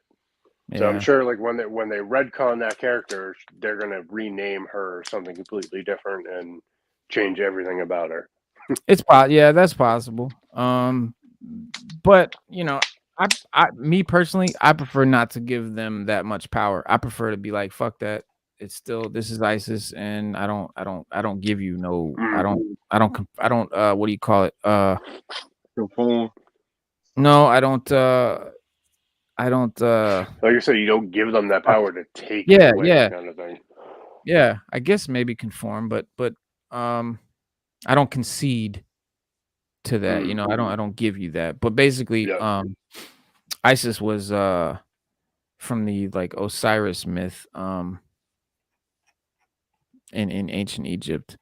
I don't know what, I guess you said she's the goddess of water, but she was someone else too. She was like the wife of Osiris or something. But yeah, she's huge in Egyptian, Egyptology, Egyptian goddesses. She's a big one. Kind of, yeah. She was Horus's mother. I know that. So yeah, she's like the mother goddess and all that. But so let me ask you this, going back to the Black Adam Shazam thing, especially with Black Adam being, I'm gonna say wrestling terminology, being a heel. If we get like his origin story, find out what makes him that way, like in the movie, do you think that would be better or justify the anti-heroism or the villainy or what? Well, yeah, they're gonna if they plan to make him a good guy or a bad guy that sometimes does good or whatever they call it, then they'll set it up that way. Then they'll show like his origin will be something that you feel bad for him or something like that. Some kind of empathetic kind of storyline. Yeah. I mean, I know that's the thing that kind of toes the line, because if you make it that way and the audience feels for him, then he's not a villain. Well, off rip, he's a slave. They kill his son. So those two things right there, you're already feeling for him. You're already like sympathizing with him, and that's off top. So that kind of gives you a good clue that they're gonna, go with the anti-hero Black Adam, or at least end up that way. But so to me, a third part of that is like if they do that, they're almost shooting themselves in the foot because at some point in time, you gotta have Black Adam versus Shazam. Yeah, and it's like, yeah. You know, what are you gonna do? You gonna go Batman versus Superman type again, or and Right. knowing that Black Adam is one of Shazam's main arch, if not the main arch nemesis. I just hope that The Rock, because The Rock's been wanting to play this character for like 15 years or something like that. Like he literally started talking about this like for real. It was like 13 years ago or something like that. So he's wanted to do. So I hope that he knows that he wanted to be a villain. And if you wanted to be a villain, be a goddamn villain. Don't try to make him a good guy because you're The Rock. Blah blah blah. No, play a villain. Be a villain. Be a bad guy. Just be a real fucking bad guy. And I don't think it's him as much as like the producers and directors, people that don't read no freaking books. but when you have an actor the size of The Rock, fame, at the level of The Rock, they have a lot of say so. Oh yeah. With as far as like what the character's gonna be like, and you know what I mean? Like they have a lot of say so because the filmmakers want that star power in their movie, and the star knows that, so the star can say, "Yeah, I'll do your movie, but he's got to be a good guy," or whatever. You know what I'm saying? That's what I mean by The Rock. But like when he first talked about doing it, he wanted to keep him as a villain. Yeah, so hopefully, because it's like most of his movies, with the exception of Dune. Please don't never watch that. He's never played a villain. Was terrible. he's always been like in a heroic role, and when he was thinking about Black Adam, he was like, no, I want to keep him as a villain. And I think now that when the movie got greenlit, the time for it came to be made, now all of a sudden everything's changed. And I want to say, even in comic books, oh, this is the age of the anti-hero. Because again, Black Adam being a member of the Justice League 20 years ago, you would never have seen that. Hell, 10 years ago, you wouldn't have seen it. Yeah. Because Superman invited Black Adam into the Justice League in Infinite Frontier #0. Right. And surrounded by good influences through Brian Michael Bendis' run on the group title, he even seemed to be doing okay as a hero. But as the sole survivor of the League's destruction by the Dark Army in Justice League #75, all the role models oblivious to his dark origins are no longer around to guide his moral compass. You see what I'm saying? So while the world has forgotten Black Adam's original sin, Priest has not forgotten. In Black Adam, a reckoning for Shazam's first champion is on its way. Because Christopher Priest, that's the original, that's the writer that made him dope. So the world needed a hero. Posters for upcoming Black Adam film declare it got Black Adam. I think they should keep him the villain more so, and this make is him what more of the anti-hero after he meets Shazam. Like have them fight, not in a Batman v Superman kind of way, but like have them go like at a it, real battle. have something happen to where they both kind of feel, I guess, on the same. They both have the same ideologies on some kind of world-ending disaster kind of thing that would bring them together, make him feel more like an anti-hero. If that makes sense. Like just have it be more epic than Batman v Superman, because that was its own kind of thing. That was just whack. That was just but like I said, the poster says the world need a hero, it got Black Adam. So that's giving it, that's telling you right there. He's an anti-hero, right? Yeah. No, that's how I would take it. Yeah. So because I was like, when it said about the Justice Society being in it, and it's like, all right, they had their squabbles back in the day or whatever. But now it's like, all right, the Justice Society is in this movie. Like you said, the world need a hero, got Black Adam. So the Justice Society is in this movie to kind of sort of guide, recruit, or we're gonna fight, and then when we get done fighting, okay, you kind of coming with us. Right.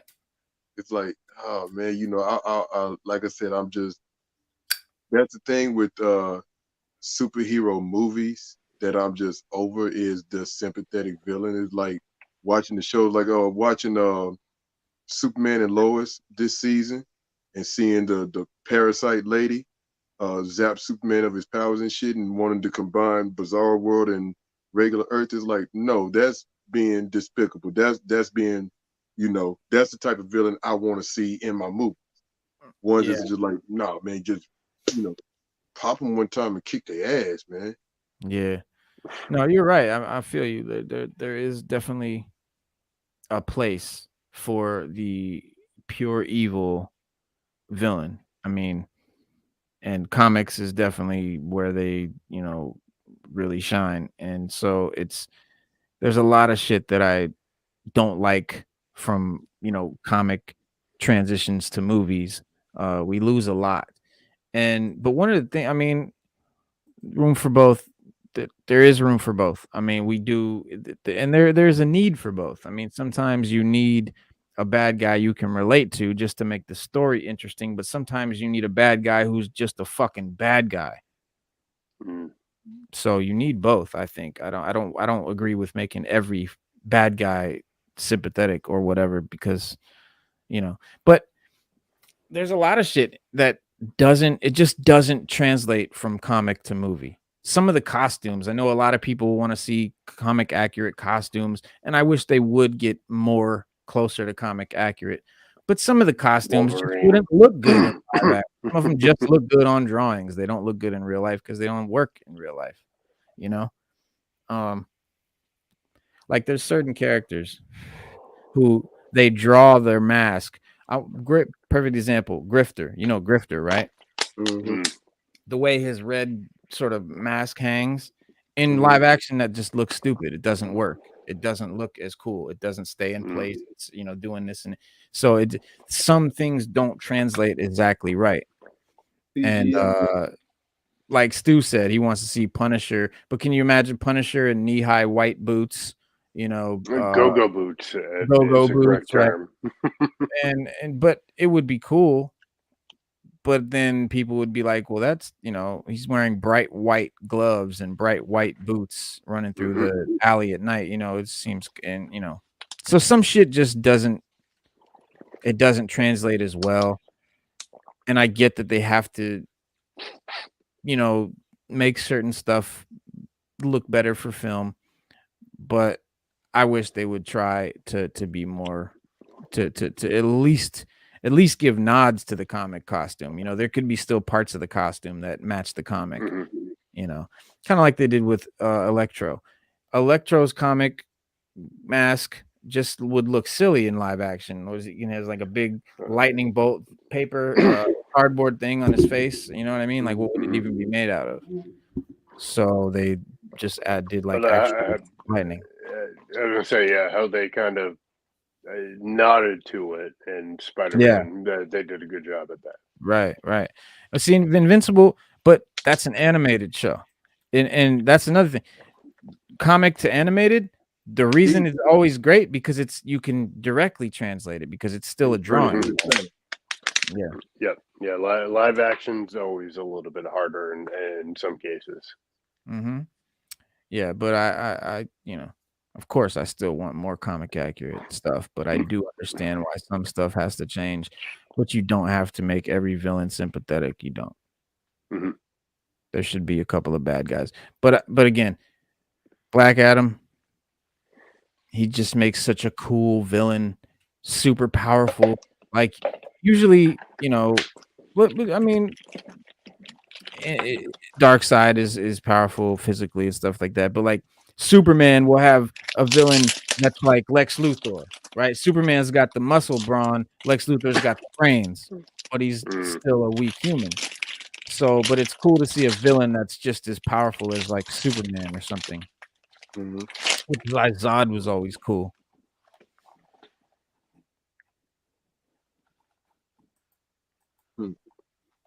Yeah, but Complete side note, Reno. I got something to show you.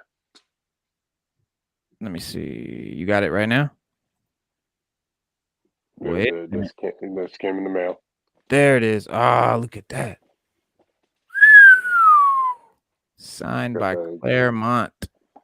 Dude.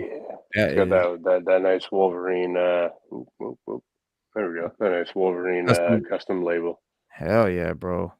That is. And I know if anybody's going to appreciate that, it's going to be you. Fuck yeah, bro. That is glorious. That is glorious. Not to get off topic, my bad. I just I had that sitting here. I was like, I gotta show it to him. Yeah, man. No, that's the one you were talking about the other day. Yep. Right? Yep. Yeah. Great deal. Mr. Glass was a cool, sympathetic villain. He went through so much pain. It's understandable what he grew into. That's what I mean. Like if you just is that Mr. Glass from like Unbreakable? Yeah. Mm-hmm. Yeah. If you make a villain evil for the sake of being evil, they've got no backstory. That's like, I don't know. There's something to say to give them depth and character. You know, like he's got a sympathetic backstory, but he doesn't have to be he doesn't have to like do good stuff, right? But he could have a backstory that gives you that sympathetic depth or whatever it is. But what I see them doing with what I see, them going towards with Black Adam is just, it is what it is. Like, it's what we got, like Stu said, but it's unfortunate because I would love to see, just the bad guy, Black Adam. And I knew when I heard Rock was playing him, I was like, oh, okay. A lot of time at the movies, you got to appeal to the masses, right? They're not aiming more for the people who are comic book fans. They're aiming for the normies, as some people say, the casual viewer and shit like that. They're not really gunning for the people who. No. Surprisingly, what they're not aiming for is people who actually spend the money in the comics, people that grew up with the shit, the people that actually made them what they are. Yeah.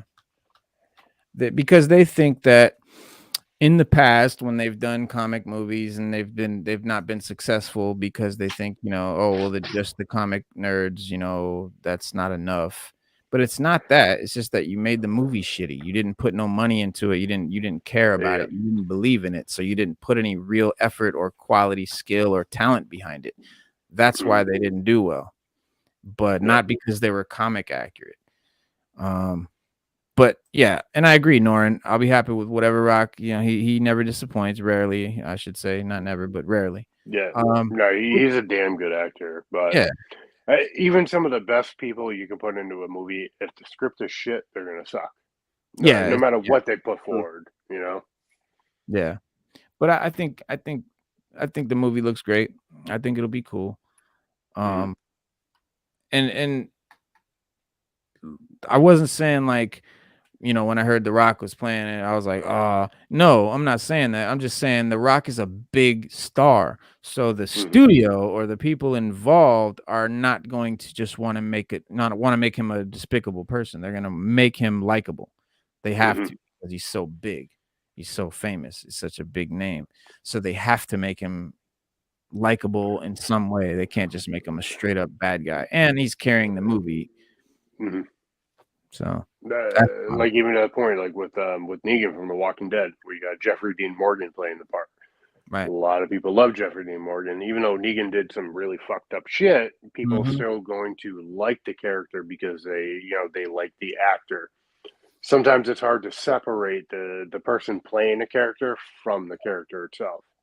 I mean, granted, Negan grows into a character that like people can really love and adore, but like at the beginning, where it's fucked up shit, but you love Jeffrey Dean Morgan, and I admit I was the same way. Like I love Jeffrey Dean Morgan back from Supernatural and The Losers, and wasn't he in The Watcher or The Watcher? Yes, yep. Watching. Thank you. Yeah. I was picturing Mr. Smiley. Comedian, right? Comedian. Yep. Thank you. Yeah. So sometimes it's hard to separate the actor or actress from the character, and sometimes the studios, from what I see, they play onto that. So yeah, it is hard, and I think like with The Rock being a huge fucking star, I love The Rock. I loved him way back in the day, back when he started in the WWF, and like I have even in Tooth Fairy, which was a stupid fucking movie, but I loved him in it just because That was it's The actually not Rock. bad. It That was wasn't not that bad. bad. It was funny. Yeah, it was funny. It was funny. But like, you know, you're gonna look at him and like, oh, you know, he's so fantastic, and like, it's just let's not kind of black out the rest of the movie and focus on him. Let's look at the character as a whole. How are they really going to portray the character in the story, and hope that they do it some justice, and make it to where like, okay, how can this character grow? Yeah. And that's a good point, Nornrad. This is The Rock's first movie studio production, so it's definitely his project. It's like Method Man playing Bishop. You know, if Method Man had a movie Please, studio, let's fucking see that.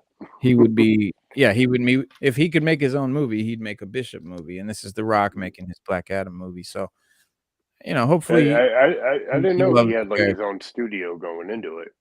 yeah, apparently. Yeah. He has a production team called Production Seven company. Bucks Production, Right. and like No most shit, of the okay. movies are from, I guess, that production team or era. Going back to what you were talking about, Masher, with him, you know, being in the WWF when he, you know, finally turned heel and played a heel. You know, he was getting booed out of the building as the white meat good guy. So when he finally When he was turned part of the heel, corporation, yep. well, the Nation first. When he joined the Nation, he would get booed out of the building. It was like he was so hated and he was so good at it that the leader of the Nation, Farouk, when the Nation turned on and kicked him out, the people sympathized with Farouk. It's like, you lost your group. We hate The Rock because, you know, he kicked you out and blah, blah. He was just that. He struck that chord with people back then. Yeah. And it was like through his charisma, the catchphrases, and his athleticism, being able to connect with the crowd, which is something I do in my in-ring career. I copied a lot of shit from him. You know, people started gravitating toward him. And it was like it would become tougher and tougher and tougher to get the crowd to hate him. So he eventually became, like we talked about, the anti-hero. I can get that part from that standpoint. Like, he's had years to do it, you know, years to cultivate that, years to grow that. Yeah. But like I said, in the sense, and Reno, I see your point. Every hero can't be just, every villain can't be just, you know, despicable or unsympathetic, just like everyone can't be sympathetic. But when you get, to me, when you get an arch nemesis of a well-known hero, and like I was saying earlier, at some point they're going to have to fight. So what are you going to do? It's like studios, to me, this making him an anti-hero in this movie is kind of putting DC and you know, production team or whatever in a corner, because now you're having like good guy versus semi-good guy. Yeah. And so yeah, hopefully that's what I'm saying, man. Hopefully this first movie is just about Black Adam and he, you know, whatever it is, and he's a bad guy. Okay, cool. Then maybe they do the Shazam fight, and then in Black Adam 2, he could become a good guy or anti-hero or whatever. That's what. Let's see, because Shazam 2 is going to be Fury of the Gods, and I haven't heard much about what's going to be the big bad in that one. Black Adam, I hope. But it needs to be. So it's like this movie needs to be establish him as the villain in order to get to that point. Yeah. Well, guys, before we go, I want to show you this badass fucking figure. Gotta get one of these. Look at that shit. Red Hood, bro. Shit. That's some gold label shit. Look at that shit. You gonna get that old fuck out of there, ain't you? Oh, I'm open that shit in the car before I get home. Play with it in the car. It's just problem is that like there's so many figures I see that I like, but like I'm always like big into keeping things in the package. It's taken me years to pull statues out of the boxes, and like now I got to that point. I've got one figure out of the package because in the move to the new house, like the package got all fucked up. So I was like, all right, well the value's gone anyways. So I'm gonna pull it out. I've got one figure in the package. The rest of my figures are on the shelf, but I've got the packages are all kept in a plastic container, big container thing. Because if I ever do want to sell them, I can sell them as open package. Yeah. Which is always better than no package. But I don't know, man. It's just like I just didn't want to have just a row of boxes. I wanted to set up scenes, have them maybe Wolverine fighting Sabretooth. You know what I mean? Like have a G.I. Joe guy shooting at Cobra Commander or some shit. Just set up little cool fucking. It's just I don't know. Because sometimes in the box they're just sitting there like that. You can't even see how cool they are until you take them out and pose them. And shit. And they're, and to be honest, bro, they're $25. They're $30 figures. They're not gonna ever be like. It's not gonna be like Star Wars figures from the '80s that are now worth $100. That'll never happen to these, 7-inch figures. So keeping them in the box, I get the notion of it, and it just for me, like if I had '80s toys, I'd keep those in the box. But like a modern toy, when is that toy ever going to be like a '80s Star Wars toy? It's not. It's not ever. I don't know, but I kept that joint in the box. Oh, that's cool. Let me see. Let's blow that shit up. Boom. Justice League. Oh, nice. That's badass. Something like that you have to. That I would definitely keep in the box because it's like it's a set, you know what I mean? And it's the Justice League and it looks cool already. You've got all that's badass, bro. You have what? Cyborg, Flash, Batman, Superman, Wonder Woman, Green Lantern, and Aquaman. Yep. While we're showing off, let me see. Hopefully you can see that. So I got my Venom and Carnage from the old 90s cartoon show. I've still got those in the packages. Oh, I need the black suit Venom one, yeah. Oh, there's a black suit Spidey one. That's what I thought that was. Okay, that's that's Venom. Hopefully you can. Mm-hmm. Yeah, Venom and Carnage. I see that badass black cat statue though. Ooh, yeah, I got that while I was on a trip in New York, man. Ooh, that's cool. Couldn't pass up the deal on that. Yeah. But like those are from my childhood. I kept in the package. Right. That's what I mean. Like, so it kind of stuck on me, like keeping things in the package. That's why, like, I see so many of like the different like legend figures and everything, where it's like, oh my god, I freaking want that, but like I can't pull it out and put it on display. But you make a valid point. Like these $25, maybe $30 figures, they're not going to be worth shit in the future. So why not pull them out, make them look fucking cool? Exactly. That's the way I see it. I mean, I don't have any vintage on the card as they call it figures. But yeah, if I got a vintage like G.I. Joe figure with the package or Star Wars figure in the package, of course I would not take it out. That no.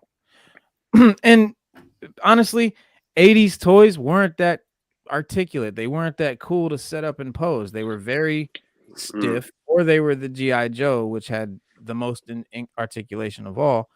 But other than the G.I. Joe, this was cool to have, though. Hell yeah. We didn't know back then. Like you ain't lying.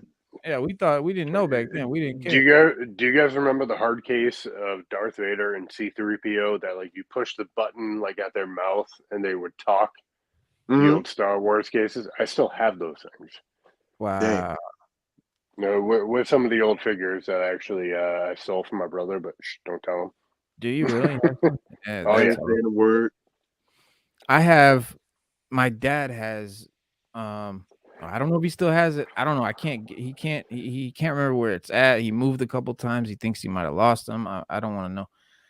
It hurts because I had Jabba the Hutt on his Jabba the Hutt trapdoor thing with the whole Jabba band.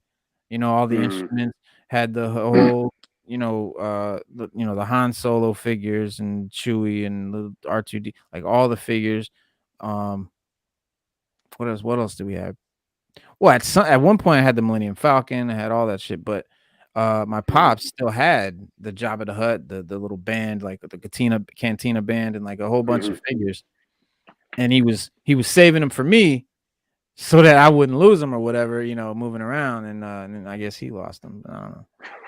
That's it. And then you lost him. Yeah. But yeah, if you can get those, if you have one of those figures still in the package, you can get a pretty penny for them. You know, I would love it. And first off, Norman Rad, I 100% agree. I go to shops that have got toys, and it's hard not to spend your fucking paycheck there. But one figure I would love to get my hands on, which I think there might only be like actually 2 in existence, is the prototype of Boba Fett with the actual firing missile. Yeah, that's the grail. It's almost impossible to ever get your hands on that shit. Yeah. I saw that guy. He's got one. He has like the biggest Star Wars collection in the world. Yep. Yeah, he's one of 2 that I know of. There might be a third, but I think there's only 2 known to be in existence. Yep. Of that figure. Yep. And it's a ridiculous amount of money you can get for that shit. Oh yeah. Yeah, because they discontinued it because they thought the little missile would hurt kids or some shit. I don't know. Yeah, because I forget what I want to say Battlestar Galactica, but I could be completely wrong. But there was a show, like a sci-fi show. They had a toy that came out, and a kid shot the missile, choked, and died, and like the toy company got sued. So Kenner had nixed that model. But they came out with 2 or 3 prototypes they had of that Boba Fett that got shut down. Yeah.